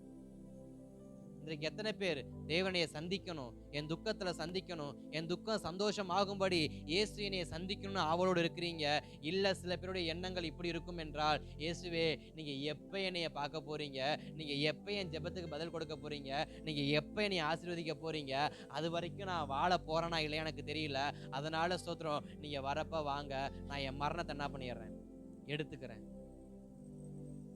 அல்லது என் சந்தோஷத்தை நான் வேறு வழியில போய் என்ன பண்றேன், தேடி கண்டுபிடிச்சுக்கிறேன் அப்படின்னு என் இருதயம் அலை மோதும் என்றார். நான் என்ன பண்ண முடியும், சந்தோஷத்தை பெற்றுக்கொள்ள முடியாது. நான் மீண்டும் மீண்டும் சொல்ற ஒரே ஒரு ஒரு ஒரு ஆழமான வார்த்தை என்னவென்றால், துக்கம் இருந்தால் துக்கத்தோட இருங்க, துக்கத்தோடு வாழுங்க. துக்கம் அழுத்துதா, அழுத்தத்தை வாங்கிக்கங்க. ஆனா ஒன்னே ஒண்ணு, தேவ சமூகத்தையோ ஜெபத்தையோ வேத வசனத்தையோ உங்க உயிரையோ விற்றாதபடிக்கு பத்திரமா பாதுகாத்து. அப்படி பாதுகாத்துட்டா கர்த்தர் சந்திக்கிற ஒரு நாள் வரும், நிச்சயம் வரும். நிச்சயம் கர்த்தர் சந்திப்பார். மறுபடியும் உங்களை காண்பேன்னு சொன்னார்ல, மறுபடியும் நம்மளை கர்த்தர் காண்பிக்கும் பார்க்கும்படி வருவார். ஆனா அன்றைக்கு நான் ஜீவனோடு இருக்கணும், அன்றைக்கு ஆவிக்குரிய வாழ்க்கை ஜீவனோடு இருக்கணும், அன்றைக்கு என் ஜெப வாழ்க்கை ஜீவனோடு இருக்கணும், அன்றைக்கு என் வேத வாசிப்பு ஜீவனோடு இருக்கணும், அன்றைக்கு தேவனை நான் சோதரம் தேவ சமூகத்துல பார்க்கக்கூடிய அந்த ஆவல் ஜீவனோடு இருக்கணும். எனக்கு ஜீவன் இருக்கிற வரைக்கும் கர்த்தனையை சந்திக்க வருவார். நான் செத்துட்டானே கர்த்தர் பார்க்க வர மாட்டார். ஜீவன் இருக்கும் என்றால் கர்த்தனையை சந்திக்கும்படி வருவார். வருகிறவர் என் துக்கத்தை சந்தோஷமாக மாற்றுவார். அல்லேலூயா.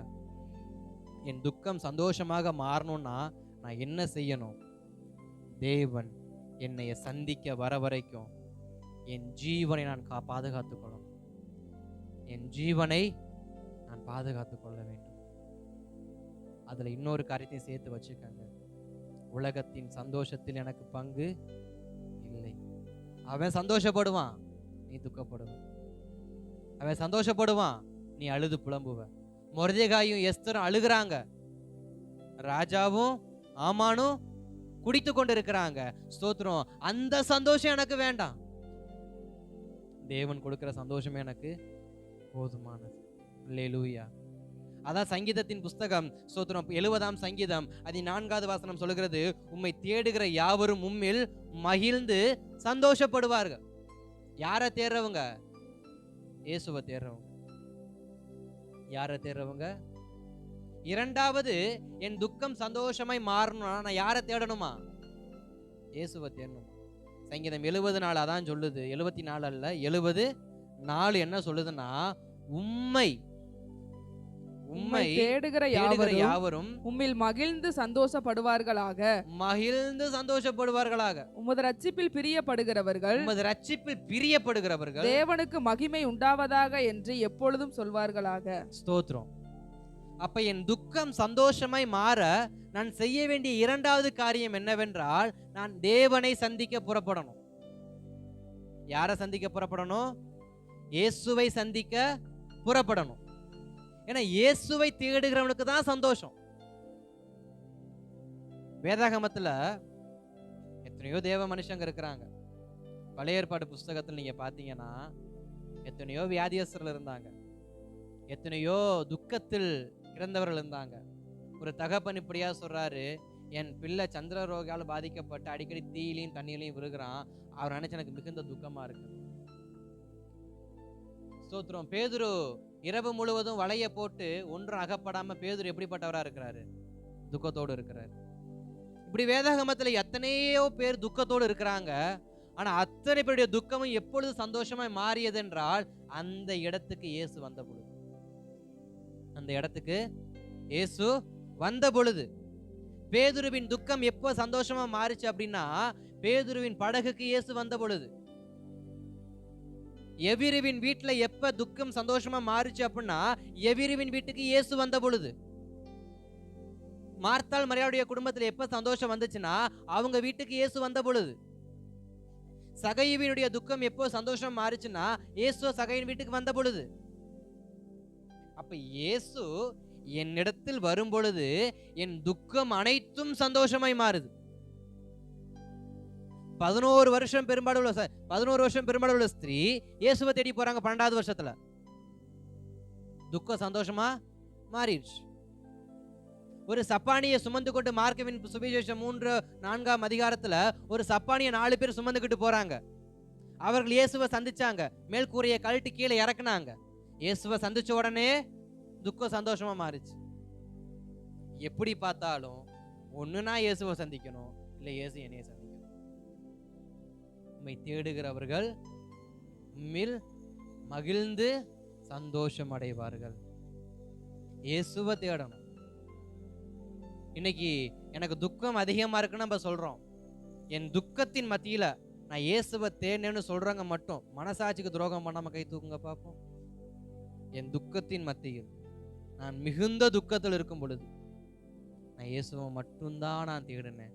நான் உண்மையாவே ஜெபத்துல உக்காந்துருந்தேன். அப்போ உங்களுக்கான பதில், அவரை தேடினீங்கன்னா உங்களுக்கு மிகுந்த சந்தோஷம் என்ன பண்ணு காத்திருக்கு. அல்லேலூயா. இயேசுவை தேடின அனைவருக்குமே அவர் கொடுத்த ஒரே ஒரு வார்த்தை, நான் உன்னை காண்பேன், உன் இருதயம் சந்தோஷப்படும். ஒருவனும் அதை என்ன பண்ண மாட்டான், எடுக்க மாட்டான். ஆனா அதுவே என் துக்கத்தில் நான் இயேசுவை தேடாமல், நான் உடைக்கப்பட்டு நொறுக்கப்பட்டு இருக்கும் பொழுது இயேசுவை தேடாமல், எனக்கு இஷ்டப்பட எனக்கு பிரியமானபடி என் இஷ்டப்படி நான் செய்வேன்னு சொன்னா என் துக்கம் என்ன பண்ண சந்தோஷமா மாறாது. சோத்ரம். யூதாசுக்குள்ள ஒரு துக்கம் இருந்துச்சு. என்ன துக்கம்னா, குற்றமற்ற ரத்தத்தை காட்டி கொடுத்துட்டேனே. அவர் எனக்கு எவ்வளவோ நன்மை செஞ்சோம், நான் அவரை காட்டி கொடுத்துட்டேனே. போய் 30 வெள்ளிக்காசுக்கு போய், அற்பமான 30 வெள்ளிக்காசுக்கு போய் நான் அவரை காட்டி கொடுத்துட்டேனே. அப்ப அவன் அதிகமா துக்கப்பட்டான். அவன் துக்கம் எங்க வெளிப்படுத்தினானா, உலகத்துல. அவன் துக்கம் எங்க வெளிப்படுத்தினானாக்க, அவன் கையில் பெற்றுக்கொண்ட அந்த காசை கொண்டு போய் ஆசாரியர்கள் மூஞ்சில போய் எறிகிறான். துக்கத்தை எங்க போய் காண்பிக்கிறான்? மனுஷனுக்கு முன்பாக. துக்கத்தை எங்க காண்பிக்கிறான்? முதலாவது அவன் துக்கத்தை உலகத்துல காண்பிக்கிறான். இரண்டாவது அவன் தன் துக்கத்தை எங்க காண்பிக்கிறான்? மனுஷனுக்கு முன்பாக. எப்படி சொல்றான்? இந்த அற்பமான 30 வெள்ளிக்காசுக்காக நான் இயேசுவை காட்டி கொடுத்து விட்டேன், இந்த 30 வெள்ளிக்காசு எனக்கு தேவையில்லைன்னு சொல்லி அவன் தூக்கி எறிஞ்சிட்டு மனுஷனுக்கு முன்பாக தன் துக்கத்தை அவன் காண்பித்தான். யார் தன்னை நம்ப வேண்டும் என்று அவன் காண்பிக்கிறான்? ஆசாரிய நம்பணும். ஐயோ, யூதாச போல ஒரு உத்தமமான சீஷன் இயேசுவுக்கு இருந்தானே, அவனை போய் நான் வஞ்சித்துட்டேன்னு சொல்லி யாரு துக்கப்படணும்னு சொல்லி துக்க முகத்தை கொண்டு போய் யூதாஸ் காட்டுறான். ஆசாரியன் துக்க முகத்தை ஆசாரியன் துக்கப்படும்படியாக யூதாஸ் தன் துக்க முகத்தை கொண்டு போய் காண்பிக்கிறான். ஒண்ணும் நடக்கல. முடிவு என்னாச்சுன்னா, அவன் மனுஷர்களுக்கு முன்பாகவும் உலகத்துக்கு முன்பாகவும் அல்லது ஸ்தோத்திரம் மொபைல் போனுக்கு முன்பாகவும் துக்கத்தை காண்பித்தானே தவிர அவன் இயேசுவின் சமூகத்துக்கு முன்பாக துக்கத்தை என்ன பண்ணல, காண்பிக்கல. இன்றைக்கு ஸ்தோத்திரம் அநேகர் செய்கிற ஒரே ஒரு காரியம் என்னன்னா, துக்கம் வந்த உடனே செய்கிற விஷயம் என்னன்னு சொல்லுங்க பாப்போம். சோகம் துக்கம் வந்த உடனே செய்யற முதல் விஷயம் என்ன? அது இன்றைக்கு இருக்கிற அநேக பேரு ஆண்ட்ராய்டு போனை வச்சுக்கிட்டு துக்கம் வந்த உடனே ஸ்டேட்டஸை தான் தேடுறது. யூடியூப்ல போறது, இன்ஸ்டால போறது, ஃபேஸ்புக்ல போறது, இன்னும் கண்ட கருமம் என்ன இருக்கோ எல்லாத்துலயும் போயிட்டு என் துக்கத்துக்கு ஆறுதல் தரும்படியான ஸ்டேட்டஸ் யாரு போடுறா? அக்கா திட்டாக்க சோதர அக்காவுக்கு ஒரு ஸ்டேட்டஸ், அம்மா திட்டாக்க அம்மாவுக்கு ஒரு ஸ்டேட்டஸ், கொடுமை ஃப்ரெண்டு பேசலனா அவனுக்கு ஒரு ஸ்டேட்டஸ், பாய் ஃப்ரெண்டு ஓடி போயிட்டானா அவனுக்கு ஒரு ஸ்டேட்டஸ், பாய் ஃப்ரெண்ட் 4 நாளா ஃபோன் பேசலனா அவனுக்கு ஒரு ஸ்டேட்டஸ். இன்றைக்கு துக்கத்தை எதுல பகிர்ந்து கொண்டு இருக்கிறாங்கன்னா ஸ்டேட்டஸ்ல தான் பகிர்ந்துகிட்டு இருக்காங்க. தேவ பிள்ளைகளுமே துக்கத்தை எப்படி தெரியுமா பகிர்ந்துகிட்டு இருக்காங்க? உலக மனுஷன் சினிமா பாட்டை வச்சு ஸ்டேட்டஸை போட்டா தேவ பிள்ளைகள் வசனத்தை போற ஸ்டேட்டஸ்ல ஏசி என் கண்ணீரை மாற்றுவா. ஸ்டேட்டஸ்ல போட தெரிஞ்ச நீ ஏன் ஜெபிக்க போக மாட்டீங்கிற? அங்க போய் உக்காரு. ஏன் வசனத்தை போய் தேடுற? உடனே வசனத்தை புரட்டுறது, மொபைல் போன் எடுக்கிறது, பைபிள்குள்ள போறது, சர்ச்சில் போயிட்டு துக்கம் என்கிற வார்த்தையை போடுறது அல்லது அழுகையை போடுறது, ஏதோ ஒரு காரியத்தை போட்டுட்டு அதுக்கு ரிலேட்டடா வர வசனத்தை எடுத்து அப்படியே காப்பி பண்ணி அப்படியே பேஸ்ட் பண்றது. காப்பி பேஸ்ட் பண்ணா துக்கம் சந்தோஷமா மாறாதுங்க. என்னுடைய துக்கத்தை தேவ சமூகத்தில் நான் ஒட்ட வைத்தால் மட்டும்தான் என் துக்கம் சந்தோஷமா மாறும். வசனத்தை தேடி எடுக்கிறோம், ஸ்டேட்டஸ்ல வைக்கிறோம், கீழே 100% அல்லது என்னத்தையோ போடுறோம். ஸ்டேட்டஸ்ல டைப் பண்ண தெரிஞ்ச எனக்கு என் வாயின் வார்த்தைகளை ஏன் தேவனுக்கு முன்பாக எடுக்க தெரியல?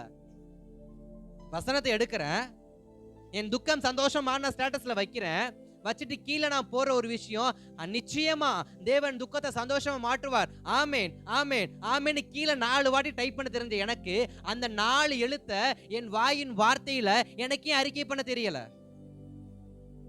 நான் அறிக்கை பண்ணியிருந்தேன்னா இன்றைக்கு என் துக்கம் என்ன பண்ணிருக்கும்? சந்தோஷமா மாறி இருக்கும். இன்றைக்கு தேவன் என்னோடு பேசுகிற வார்த்தையை நான் ஸ்டேட்டஸ்ல தான் வைக்கிறேன் தவிர இருதயத்தை என்ன பண்றது இல்ல, வைக்கிறது இல்ல. இன்றைக்கு எத்தனையோ பேர் ஸ்டேட்டஸ்ல கிறிஸ்தவ பாட்டு வச்சிருக்கீங்க, வசனத்தை வச்சிருக்கீங்க, எல்லாமே எனக்கு ஞாபகம் இருக்குன்னு சொல்ல முடியுமா? ஜஸ்ட் அப்ப எனக்கு தோணுச்சு வச்சேன், அடுத்த நாள் டெலீட் ஆயிருச்சு, எனக்கும் டெலீட் ஆயிருச்சு. ஸ்டேட்டஸ் எத்தனை நாளைக்கு தான் இருக்கும்? 24 hours தான். 24 hours நானும் மறந்துடும், ஸ்டேட்டஸும் மறந்துடும். அதுக்கு பேரல்ல துக்கத்தை மறப்பது. துக்கம் மாறணும்னாக்க என் துக்கத்தை நான் தேவ சமூகத்தில் போய் பதிக்க வேண்டும். அப்பொழுது என் துக்கம் சந்தோஷமாய் மாறும். இன்றைக்கு வெளிநாட்டுக்கு கணவன் போயிட்டா ஸ்டேட்டஸ்லயே லவ் பண்றது இல்ல, கிறிஸ்தவ ஜனங்கள் கேட்டது கிடைக்கலனாக்க, ஜெபத்துக்கு பதில் வரலனாக்க உடனே வசனத்தை வைக்கிறது இல்ல.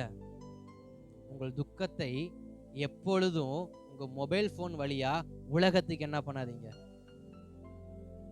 யூதாஸ் தன் துக்கத்தை யாரு காண்பிச்சான்? ஆசாரியனுக்கு. இன்னைக்கு என் துக்கத்தை நான் போன் வழியா யாரு காமிச்சிட்டு இருக்கிறேன்? யாருக்கு காண்பிக்கிறேன்? தேவனுக்கா? மனிதனுக்கு. என் போன்ல போற ஸ்டேட்டஸ் தேவனா பாக்குறாரு? இயேசு கிறிஸ்து மேல ஆண்ட்ராய்டு போனை வச்சுட்டு தட்டி பார்த்துட்டு இருக்கிறாரா? ஐயோ பாஸ்டர் மோகனுக்கு இன்னைக்கு இவ்வளவு பெரிய துக்கம் இருக்கு, இந்த வசனத்தை வேற போட்டிருக்கான், அவனுக்கு அந்த வசனத்தை என்ன பண்ணிடுவான், ஆக்டிவேட் பண்ணிடுவான்னு அமுக்க போறாரா? அப்புறம் என்னத்துக்கு வாட்ஸ்அப்ல உட்காந்து துக்கத்தை ஷேர் பண்ணி மனுஷனுக்கு காமிச்சிட்டு இருக்கிறீங்க? அதுல வேற ஹார்ட் ப்ரோக் ஆன மாதிரி ஒரு ஸ்டேட்டஸ், ஹார்ட்ல கட்டு போட்ட மாதிரி ஒரு இமேஜ், எல்லாத்தையும் போட்டு யாரு காமிச்சிட்டு இருக்கிறோம்? மனுஷனுக்கு. மனுஷனுக்கு காமிச்சிட்டா குடலு சரிஞ்சு செத்துதான் என்ன பண்ணணும்? யூதாஸ் அப்படிதான் செத்து கிடந்தான். ஆனா அதே துக்கத்தை பேதுரு தேவ சமூகத்துல காமிச்சான். இயேசுவே நான் உன்னை மறுதளிச்சிட்டேன்ப்பா, மனங்கசந்து அழுதான், தேவ சமூகத்துல அழுதான், தேவ சமூகத்துல துக்கத்தை காண்பிச்சான், தேவ சமூகத்துல வருத்தத்தை காண்பிச்சான். தான் செய்த தவறின் நிமித்தம் நான் துக்கப்பட்டிருந்தாலும் அந்த துக்கத்தையே நான் தேவ சமூகத்துல காண்பிப்பேன் என்றார். என்னை ஒரு நாள் இயேசு என்னை காணும்படி ஒரு நாள் என்ன பண்ணுவாரு? வருவார். என்னை காணும்படி ஒரு நாள்.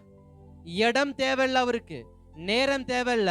நான் உண்மையா மனம் கசந்து தேவ சமூகத்துல துக்கப்பட்டிருப்பேன்னு சொன்னா ஒரு நாள் என்னை தேடி கடற்கரை வரைக்கும் வந்து எனக்காக அப்பத்தையும் மீனையும் சுட்டு வைத்து என்னோடு இடைப்பட்டு என்னோடு பேசி என் துக்கத்தை சந்தோஷமாய் மாற்றுகிற காலம் ஒன்று இருக்கு. அது இயேசு என்னை தேடி வருகிற காலம். ஆனா யூதாஸ் என்ன பண்ணல? இயேசுவை தேடல, ஆசாரியனை தேடி போன. ஆசாரியனே நான் பாவின்ற முத்திரை எனக்கு என்ன பண்ணிராத, குத்திராதன்னு ஆசாரியனை தேடி போனான். இன்றைக்கு போன் வழியா, போஸ்ட் வழியா, ஸ்டேட்டஸ் வழியா மனுஷனுக்கு நம்ம துக்கத்தை பகிர்ந்துகிட்டு இருக்கிறோம். தோல்வி ஆச்சுன்னா அது, வேலை கிடைக்கலன்னா அது, எதுவா இருந்தாலும் அதுலதான் கருமம் பாவம். உலகம்தான் செல்போன்ல அடிமையா கடந்து சாகுதுன்னா விசுவாச பிள்ளைகளும் இதுலதான் அடிமையா கடந்து சாகுறோம். அதே ஸ்டேட்டஸ்ல தான். தேடி தேடி வசனத்தை எடுத்த எனக்கு தேடி தேடி அறிக்கை பண்ண தரல. பாத்தீங்களா? இதுதான் விஷயம், இதுதான் உலகத்தின் பிரம்ம. எடுத்து எடுத்து போடுறேன், ஆனா அறிக்கை பண்ணல.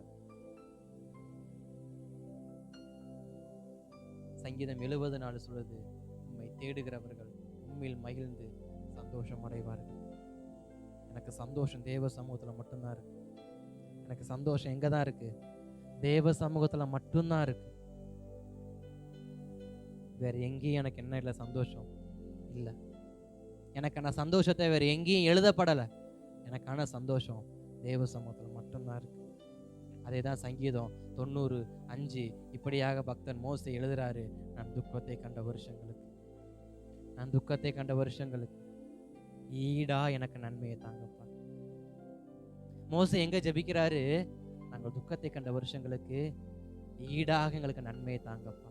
பார்வோனை போய் கேட்கல, 400 வருஷமா நான் துக்கத்தோடு இருந்தேன் பார்வோனே, எனக்கு நீ ஸ்தோத்திரம் ஆபரணங்களை கொடு, எனக்கு வஸ்திரங்களை கொடு, எனக்கு உணவு பொருட்களை கொடுன்னு சொல்லி ஸ்தோத்திரம் மோசே போய் யார முறையிடல? மனுஷங்கிட்ட முறையிடல, மனுஷங்கிட்ட போய் கேட்கல. மோசே கேட்ட ஒரே ஒரு இடம் எதனா, அது தேவ சமூகம். என்ன சொல்லி கேட்டான்? இயேசுவே, நாங்கள் துக்கத்தை கண்ட வருஷங்களுக்கு, நாங்கள் துன்பத்தை கண்ட வருஷங்களுக்கு ஈடான நன்மையை தாங்கன்னு தேவ சமூகத்தில் கேளுங்க. துக்கம் சந்தோஷமாய் மாறும். அல்லேலூயா. என் துக்கம் சந்தோஷமா மாறணும்னா நான் ஒரே ஒரு இடத்துல தான் போய் கேட்கணும். எதுனா, தேவ சமூகத்துல போய் என் துக்கம் சந்தோஷமா மாறணும்ப்பா. நான் துன்பத்தை கண்ட வருஷங்களுக்கு, அந்த பிரசவ கால ஸ்திரீக்கு அந்த அந்த பிரசவிக்கிற நேரத்துல நர்ஸு சொல்ற ஒரே ஒரு வார்த்தை என்ன தெரியுமா? இந்த துக்கம் மாறணும்னா நீ முயற்சி பண்ணா மட்டும்தான் அது முடியும். ஆமாவா இல்லையா? என்னதான் டாக்டர் அறுத்து எடுக்கிறதுக்கு அவர் ரெடியா இருந்தாலும் அதுக்கு முன்னாடி சொல்ற ஒரே ஒரு வார்த்தை, நீ முயற்சி பண்ணுமா, நீ முயற்சி பண்ணு, இந்த வலி மாறதுக்கு நீ முயற்சி பண்ணு, இந்த பிரசவ வலி நீ மாறதுக்கு என்ன பண்ணணும்? முயற்சி பண்ணணும். நான் தேவ சமூகத்துல முயற்சி பண்ணாம என் துக்கம், என் வேதனை, என் வலிகள் எனக்கு சந்தோஷமாக என்ன பண்ணாது? என் கரத்துக்கு மாறாது. எந்த டாக்டர் வேணா போய் கேளுங்க, எல்லாம் சொல்ற ஒரே ஒரு விஷயம், நீதாமா அதை என்ன பண்ணணும்? மேற்கொள்ளணும். நீ ஒரு அழுத்தம் கொடு, அந்த வேதனை வெளியில வந்துடும். நீ ஒரு அழுத்தம் கொடு, நீ முயற்சி பண்ணு, உன் உசுரை மட்டும் என்ன பண்ணிடாத, மயங்கி விட்டுறாத. நீ அந்த துக்கத்துல மயங்கி போகாம அந்த துக்கத்தை மேற்கொள்வதற்கு நீ எவ்வளவு அழுத்தத்தை கொடுக்குறியோ அவ்வளவு வேகமா உன் துக்கத்தை மறக்க முடியும். அப்ப ஸ்தோத்திரம், நான் எவ்வளவு வேகமா என் துக்கத்தை கொண்டு போய் தேவ சமூகத்துல அழுத்துறேனோ என் துக்கம் விரைவா என்ன பண்ணும்? மாறும். சத்துரு என்னை ஒரு பக்கம் அழுத்தட்டும், என் துக்கத்தை நான் தேவ சமூகத்துல கொண்டு போய் என்ன பண்ணட்டும்? அழுத்தட்டும். அவன் என்னை அழுத்துறான்றதுக்காண்டி நான் உலகத்துல என்ன பண்ணிடக்கூடாது? துக்கத்தை விட்டுறக்கூடாது. எவ்வளவு அழுத்து வேணா சத்துரு அழுத்தட்டுமே, எந்த இடத்துலையும் என் துக்கத்தை நான் ஸ்தோத்திரம் தேவ சமூகத்திலே அழுத்துவேன் என்றார். அந்த துக்கத்துக்கு ஒரு சந்தோஷமா நாளை கர்த்தர் பண்ணியிருக்கிறார், வைத்திருக்கிறார். நான் உன்னை காண்பேன், அப்பொழுது உன் துக்கம் சந்தோஷமாய் மாறும். ஏசாயாவின் தீர்க்கதரிசன புஸ்தகத்துல, எரேமியா, எசேக்கியேல் புஸ்தகத்துல, அந்த 3 புஸ்தகத்திலையும் இஸ்ரவேல் ஜனங்களை கர்த்தர் கர்ப்பவதி ஸ்திரீக்கு ஒப்புமையாக தான் பண்ணியிருப்பாரு, எழுதியிருப்பாரு. பாபிலோன் தேசத்துல அடிமையா இருந்தப்ப சொல்லுவாரு, நீ உன் கர்ப்ப வேதனையை போல பாபிலோன் என்ன பண்ண? அடிமையா இருந்த. அப்ப இந்த கர்ப்ப வேதனைக்கும் பிள்ளை பெற்றெடுக்கிற சந்தோஷத்துக்கும் ஒப்புமையாக தான் துக்கத்தையும் சந்தோஷத்தையும் என் தேவன் எப்பொழுதும் காண்பித்து கொண்டே இருக்கிறார். என்ன? கொஞ்ச காலம்தான். எல்லாமே என்ன? கொஞ்ச காலம்தான். யாருமே ஸ்தோத்திரம் 30 வருஷமா பிரசவ வேதனை என்ன பண்ண போறது இல்ல, சுமக்க போறது இல்ல. 10 வருஷம் 20 வருஷமா பிரசவத்தை என்ன பண்ண போறது இல்ல, சுமக்க போறது இல்ல. அது அதிகபட்சம் 9 மாதம் அல்லது 9.5 மாதம். அதுக்கு மேல அது நம்மளோட என்ன பண்ண போறது இல்ல, டிராவல் பண்ண போறது இல்ல. அதனாலதான் துக்கம் தேவ பிள்ளைகள் பாபிலோன் தேசமா இருக்கட்டும், எகிப்து தேசமா இருக்கட்டும், அவர்கள் எங்கெல்லாம் துக்கப்படுறாங்களோ அந்த துக்கத்தை எல்லாம் தீர்க்கதரிசி மூலியமா கர்த்தர் எப்படி வெளிப்படுத்துவார்னா கர்ப்பஸ்திரீக்கு ஒப்புமையாக தான் சொல்லுவார். இன்றைக்கும் சபைக்கு அதே வார்த்தையை தான் சொல்றாரு. ஒரு கர்ப்பஸ்திரியை போல உன் துக்கம் எவ்வளவு பெருசா இருந்தாலும் அது கொஞ்ச காலம், அது கொஞ்ச காலம். ஏசாயாவின் புஸ்தகத்துல 54ஆம் அதிகாரத்துல முதல் 11வது வசனத்துல ஒரு வார்த்தை சொல்லப்பட்டிருக்கும், சிறுமைப்பட்டவளே, தேற்றரவாளன் இல்லாமல் இருப்பவளே, தூக்கி எறியப்பட்டவளே அப்படிங்கிறதான அந்த கைவிடப்பட்ட வார்த்தை எங்க என்ன பண்ணப்பட்டிருக்கும்? போட வாசிங்க. சிறுமைப்பட்டவளே, சிறுமைப்பட்டவளே, பெருங்காற்றில் அடிபட்டவளே, அடிபட்டவளே, தேற்றரவற்றவளே, இதோ நான் உன் கல்லுகளை பிரகாசிக்கும்படி வைத்து ம், நீல ரத்தனங்களை உன் அஸ்திபாரமாக்கி ம், உன் பலகணிகளை பளிங்கிக்கும் ம், உன் வாசல்களை மாணிக்க கற்களுக்கும் ம். உன் மதில்களை எல்லாம் உச்சிதமான கற்களும் ஆக்குவேன். ஸ்தோத்திரம். அங்க தேவன் இஸ்ரவேல் ஜனங்களை பார்த்து சொல்ற ஒரு வார்த்தை என்னன்னா, இந்த 54வது வசனத்திலையும் அதிகாரத்திலையும் முதல் வசனம் பார்க்கிறப்ப அந்த பிள்ளை பெறாத மலடியே, கர்ப்ப வேதனை படாதவளேன்னு சொல்லி அங்க போடப்பட்டிருக்கும். நீ என்ன வேதனைப்பட்டாலும் உன் துக்கம் சந்தோஷமா மாறணும்னா அது என் கையில தான் இருக்கு. துக்கம் சந்தோஷமா மாறணும்னா அது யார் கையில தான் இருக்கு? இயேசுநாதர் கையில மட்டும்தான் இருக்கு. நீ பெருங்காட்டுல அடித்து தூக்கி எறியப்பட்டாலும் உன்னை மாத்துறதுக்கு நான் ஒருவர் இருக்கிறேன். நான் ஒருவர். அதே ஏசாயா 61ஆம் அதிகாரம் 2வது வசனத்துல பாக்குறப்ப அனுக்கிரக காலம், துயரப்படுறவங்களுக்கு கர்த்தர் ஒரு காலத்தை வச்சிருக்கிறார். அந்த காலத்தின் பேர் என்னன்னா அனுக்கிரக காலம். அந்த அனுக்கிரக காலத்துல துயரப்பட்டவங்களுக்கு அவர் ஆறுதல் செய்வார். அப்ப துன்பப்படுறவங்களுக்குன்னே பதில் கொடுக்கிற காலத்தை கர்த்தர் வச்சிருக்கிறாரு. அந்த காலத்துக்கு பேர் என்னன்னா அனுக்கிரக காலம். அந்த அனுக்கிரக காலத்துல எவ்வளவு துக்கத்தோடு ஒரு மனிதன் இருந்தாலும் அந்த துக்கத்துக்கு அவர் ஆறுதல் என்ன பண்றாராம்? கொடுக்கிறவரா இருக்கிறாராம். அதேதான் 66ஆம் ஏசாயா 66லயும் 9-10 வசனங்களையும் அதே தான் போடப்பட்டிருக்கும். துவண்டு போனவனுக்கு அவர் என்ன பண்ணுவாராம்? ஆறுதல் தருவாராம். அப்ப தேவ சமூகம் என் துக்கத்தை சந்தோஷமாக மாற்றக்கூடிய ஒரு இடம் எதுனா அது தேவ சமூகம் மட்டும்தான். அந்த தேவ சமூகத்துக்கு வருவதுதான் இன்றைக்கு சத்ரு நமக்கு வைக்கிற பெரிய தடைக்கல். ஏன்னா ஒருவர் தேவ சமூகத்துக்கு போயிட்டாங்கன்னா அவங்களுடைய துக்கம் சந்தோஷமா மாறிடும். ஒருத்தவங்க தேவ சமூகத்துல ஜெபிக்க ஆரம்பிச்சுட்டாங்கன்னா அவங்க துக்கம் சந்தோஷமா மாறிடும். ஒருத்தவங்க தேவ வசனத்தை அதிகமா வாசிக்க ஆரம்பிச்சிட்டாங்கன்னா அவங்க துக்கம் சந்தோஷமா மாறிடும். யார் ஒருவர் தேவனோடு தன் உறவை அதிகரிக்க ஆரம்பிக்கிறாங்களோ அவங்க துக்கம் சந்தோஷமா மாறிடும். ஆனா பாருங்க, அதை மட்டும் சத்ரு செய்யவே விட மாட்டான். ஜெபிக்க விட மாட்டான், ஜெபத்துல உட்கார விட மாட்டான், ஜெபத்துல கலந்து கொள்ள விட மாட்டான், சபைக்கு வர விட மாட்டான், ஆறுதல கலந்து கொள்ள விட மாட்டான். எதையாவது ஒண்ணு செய்ய வச்சுக்கிட்டே தான் இருப்பான். செஞ்சுக்கிட்டே பாருங்க, துக்கம் அடைஞ்சுக்கிட்டே தான் இருப்பான். அப்ப ஸ்தோத்திரம், இங்க வேதம் சொல்லுகிற ஒரே ஒரு வார்த்தை என்ன அப்படின்னா, அங்க பிரசவ கால ஸ்திரீயா இருந்தாலும் அது கொஞ்ச காலம் தான். என் துக்கம் சந்தோஷமாற ஒரே இடம் எதுனா தேவ சமூகம் மட்டும்தான். ஆனா அங்க போகதான் சத்துருவன் என்ன பண்ணுவான்? கட் பண்ணிக்கிட்டே இருப்பான். இங்க யாராவது நான் ஸ்தோத்திரம் ஒரு வாரம் ஜெபிக்கவே இல்லை பாஸ்டர், நான் ஒரு வாரம் பைபிள் வாசிக்கவே இல்லை பாஸ்டர், நான் ஒரு வாரம் சபைக்கு எனக்கு சம்பந்தமே இல்லாம ஒரு வாழ்க்கையை வாழ்ந்தேன் பாஸ்டர், ஆனா நான் ரொம்ப சந்தோஷமா இருந்தேன்னு யாராவது சொல்ல முடியுமா? நான் ரொம்ப அந்த வாரம் ரொம்ப சந்தோஷமா இருந்தேன், அந்த வாரம் தான் என் கையில காசு சும்மா விளையாண்டுகிட்டு இருந்துச்சு, அந்த வாரம் தான் என் வீட்டுக்கு தேவையானதெல்லாம் நான் வாங்கி போட்டேன், அன்னைக்கு தான் என் மனைவிக்கு பட்டுப்புடவை வாங்கி கொடுத்தேன், அன்னைக்கு தான் என் பிள்ளைக்கு எல்லாம் வாங்கி கொடுத்தேன்னு யாராவது ஒருத்தர் கை தூக்கி சொல்ல முடியுமா? யாராவது ஒரே ஒருத்தர். அப்ப எனக்கே தெரியும் நான் தேவ சமூகத்துக்கு போலனா என் வாழ்க்கை எப்படிப்பட்ட வாழ்க்கையா இருக்கு, துக்கம் நிறைந்த வாழ்க்கையா இருக்குன்னு தெரிஞ்சும் நான் தேவ சமூகத்துக்கு வர்றதில்லை, தெரிஞ்சும் நான் தேவ சமூகத்துல ஜெபிக்கிறது இல்லை, நான் தெரிஞ்சும் வேதத்தை வாசிக்கிறது இல்லை. ஆனா துக்கம் மட்டும் சந்தோஷமா மாறணும்னா எப்படி மாறும்? இல்ல தெரியாம தான் நான் கேட்கிறேன். துக்கம் சந்தோஷமாய் மாறணும் வாக்குத்தத்தம் கொடுத்திருந்தாலும், நான் உன் துக்கத்தை சந்தோஷமா மாத்துவேன்னு இயேசுநாதர் சொன்னாலும் அதை யாரும் என்ன பண்றது இல்ல, ஏற்றுக்கொள்றது இல்ல, அப்படியே விட்டுறது. நான் துக்கத்தோட என்ன பண்ணிக்கிறேன், வாழ்ந்துக்கிறேன், துக்கத்தோட என்ன பண்ணிக்கிறேன், வாழ்ந்துக்கிறேன். இல்ல, துக்கம் நிரந்தரமானது கிடையாது. இப்ப முதலாவது என் துக்கம் சந்தோஷமாய் மாறணும் அப்படின்னா நான் என்ன செய்யணுமா, என் ஜீவனை நான் இழக்காமல் காத்துக்கொள்ள வேண்டும். இரண்டாவது, என் துக்கம் சந்தோஷமாய் மாறணும்னா நான் இயேசுவை சந்திக்க வேண்டும். மூன்றாவது, என் துக்கம் சந்தோஷமாய் மாற வேண்டும் என்றால் நான் இயேசுவுக்காக காத்திருக்க வேண்டும். நான் இயேசுவுக்காக காத்திருக்க வேண்டும்.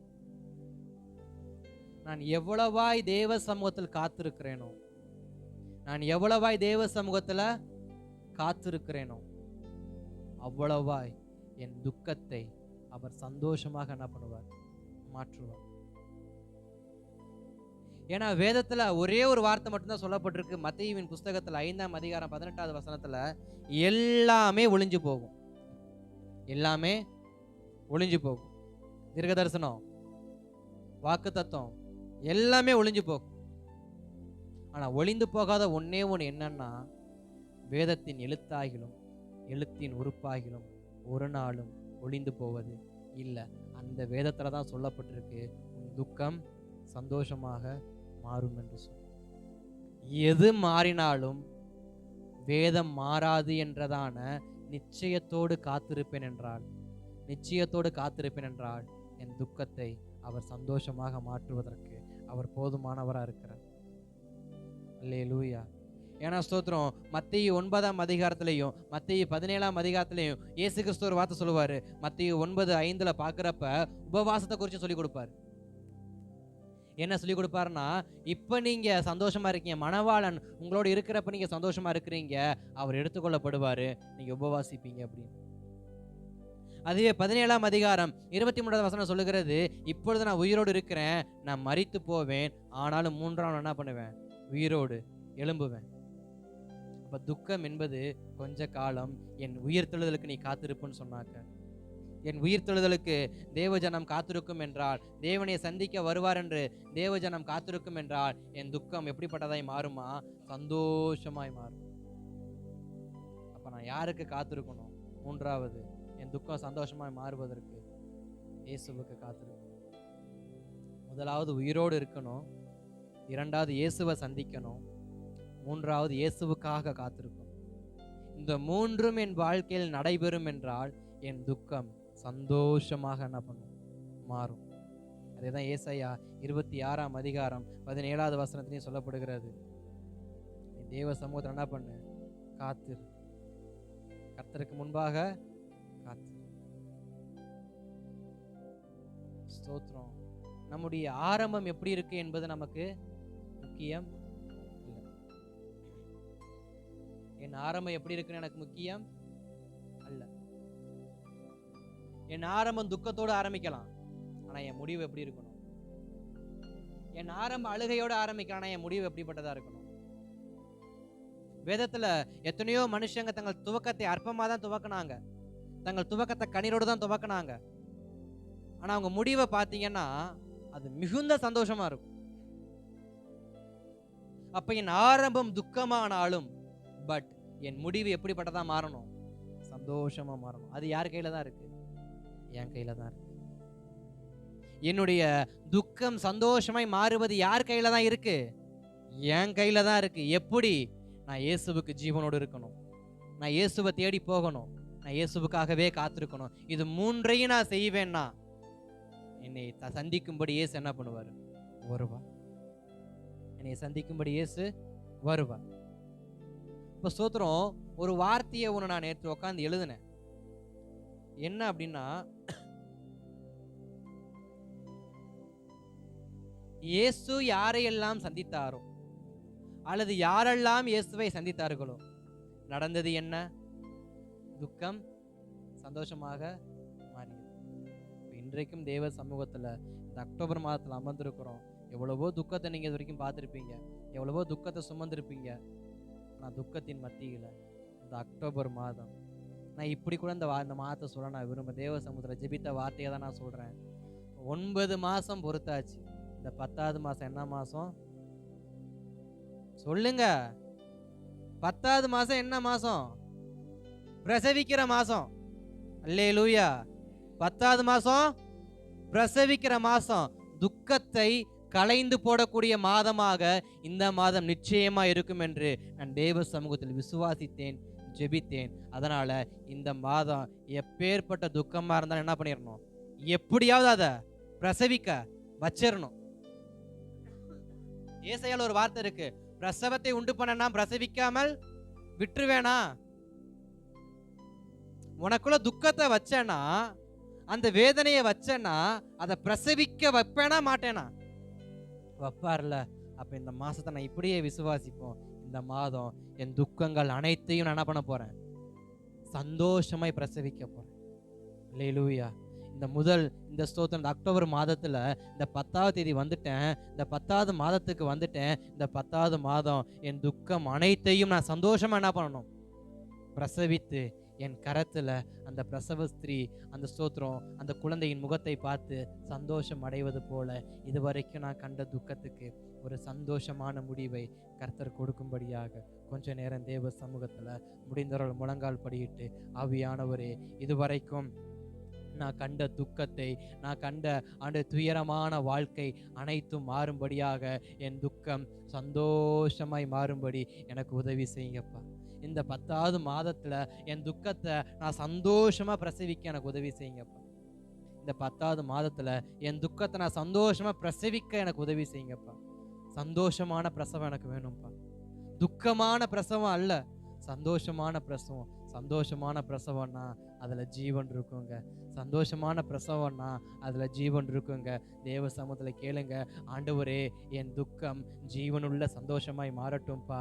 என் துக்கம் ஜீவனுள்ள சந்தோஷமாய் மாறட்டும்பா. உங்களுடைய கரத்துல ஒப்பு கொடுக்கிறோம். ஆவியானவரே, என்னை சந்திக்க வாங்கப்பா.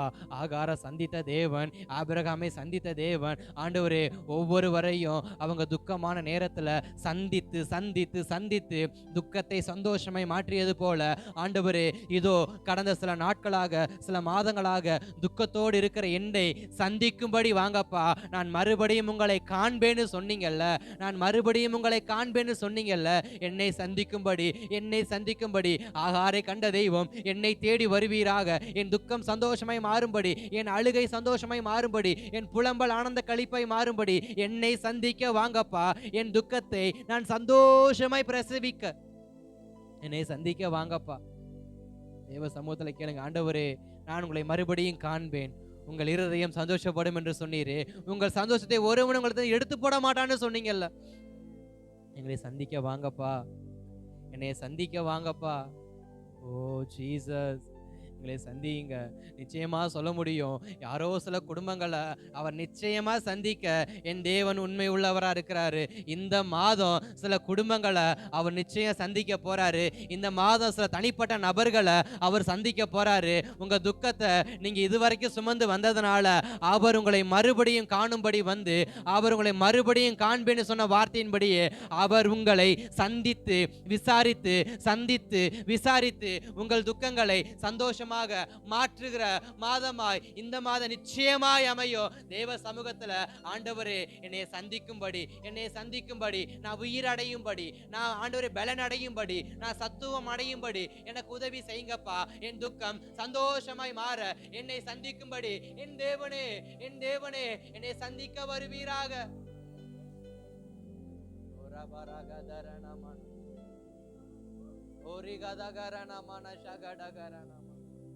என்னை சந்திங்கப்பா. என் துக்கம் சந்தோஷமாய் மாறும்படி என்னை சந்திங்கப்பா. என்னை மறுபடியும் சந்திக்க வாங்கப்பா. என்னை ஒரு முறை இயேசு சந்தித்தாரு, சந்தோஷத்தை கொடுத்தாரு. நான் துக்கமா மாத்திட்டேன். மறுபடியும் சந்திக்க வாங்கப்பா. பரவாயில்ல, ஒரு விசை தேவனுடைய சந்தோஷத்தை துக்கமா மாத்தி இருந்தாலும் இரண்டாவது விசை கேளுங்க, ஆண்டவரே, ஒரு விசை என்னை துக்கத்தை பார்த்து என்னை மாத்தினீங்க. முதல் விசை என் படகுக்கு வந்து என் வெறுமையின் துக்கத்தை மாற்றி எனக்கு 3.5 வருஷம் சந்தோஷத்தை கொடுத்தீங்க. ஆனா இப்ப நான் மறுபடியும் துக்கத்துக்குள்ள போயிட்டேன். ரட்சிக்கப்பட்ட நான் தான்ப்பா. துக்கத்துல இருந்து சந்தோஷத்தை கொடுத்தது உண்மைதான். ஆனா மறுபடியும் நான் துக்கத்துக்குள்ளேயே போயிட்டேன். என்னை மறுபடியும் சந்திக்க வாங்கப்பா. என்னை மறுபடியும் சந்திக்க வாங்கப்பா. பேதுருவின் படகுல 2வது விசை தேவன் தரிசனமானது போல, அந்த கடற்கரையில 2வது விசை தேவன் தரிசனமானது போல, முதல் விசை கலிலேயாவில் அவர் தரிசனமான பொழுது அவன் துக்கத்தோடு இருந்தான். கர்த்தர் சந்தோஷமா மாட்டினாரு. மறுபடியும் அதே கலிலேயா கடற்கரைக்கு வந்திருக்கிறாரு. இப்பொழுதும் அவன் துக்கத்தோடு தான் இருக்கிறான். ஆண்டவரே, நான் இன்னமும் துக்கத்தோடு இருக்கிறேன்ப்பா. என்னை மறுபடியும் காணும்படி வாங்கப்பா. என்னை மறுபடியும் சந்திக்கும்படி வாங்கப்பா, என்னைய சந்திக்கும்படி வாங்கப்பா. பேதுருவை 2வது விசை சந்தித்த என் தேவன் என்னைய சந்தித்து என் துக்கம் சந்தோஷமாய் மாற உதவி செய்யுங்கப்பா. ஆவியானவரே, உலகம் துக்கப்படும், உலகம் சந்தோஷப்படும், நீங்க துக்கப்படுவீங்க. உலகம் சந்தோஷப்படும், நீங்க அழுது புலம்புவீங்க. ஆனால் நான் மறுபடியும் உங்களை காண்பேன், நான் மறுபடியும் உங்களை காண்பேன், நான் மறுபடியும் உங்களை காண்பேன். இந்த வார்த்தையை மறுபடியும் தேவ சமூகத்திலிருந்து வருது. நிச்சயமா கர்த்தர் சந்திக்க அவர் போதுமானவரா இருக்கிறாரு. என்னைய சந்திக்க வாங்கப்பான்னு மாத்திரம் ஆகார போல தேவ சமூகத்துல நீங்க கூப்பிட்டு கொண்டே இருப்பீங்கன்னா, ஆகார போல தேவ சமூகத்துல ஆண்டவரே பிள்ளையின் அழுகையை நீங்க கேட்டீரே, ஏன் ஆண்டவரே சும்மா இருக்கிறீர்? பிள்ளை அழுகிறத நீங்க கேட்டீங்கல்ல, ஏன் ஆண்டவரே சும்மா இருக்கிறீங்க? இந்த துக்கம் சந்தோஷமா மாற நீங்க இறங்க மாட்டீங்களான்னு ஆகார போல தேவ சமூகத்துல விடாப்பிடியா கேட்டுக்கிட்டே இருங்க. கேளுங்க, தேவ சமூகத்துல ஆகார போல, ஆண்டவரே பிள்ளையின் அழுகுரல் உமக்கு கேட்கலையாப்பா, பிள்ளையின் துக்கத்தின் முகம் உமக்கு தெரியலையாப்பா, பிள்ளையின் வாடிய முகத்தை தேவன் பார்க்கலையாப்பா. துக்கத்தை சந்தோஷமா மாற்றுங்க. ஓ ரபடாகாதாரா நம. ஆவியானவரே, துக்கங்கள் சந்தோஷமா மாறட்டும். துக்கங்களை சந்தோஷமாய் மாற்றுங்க. துன்பங்களையும் துயரங்களையும் கர்த்தர் மாற்றுங்க. ஓ ரபதாகாரா நமன ஷகாரா பலகாதாரா. ஆவியானவரே, உமக்கு நன்றி செலுத்துகிறோம், நன்றி செலுத்துகிறோம். ஆமென்.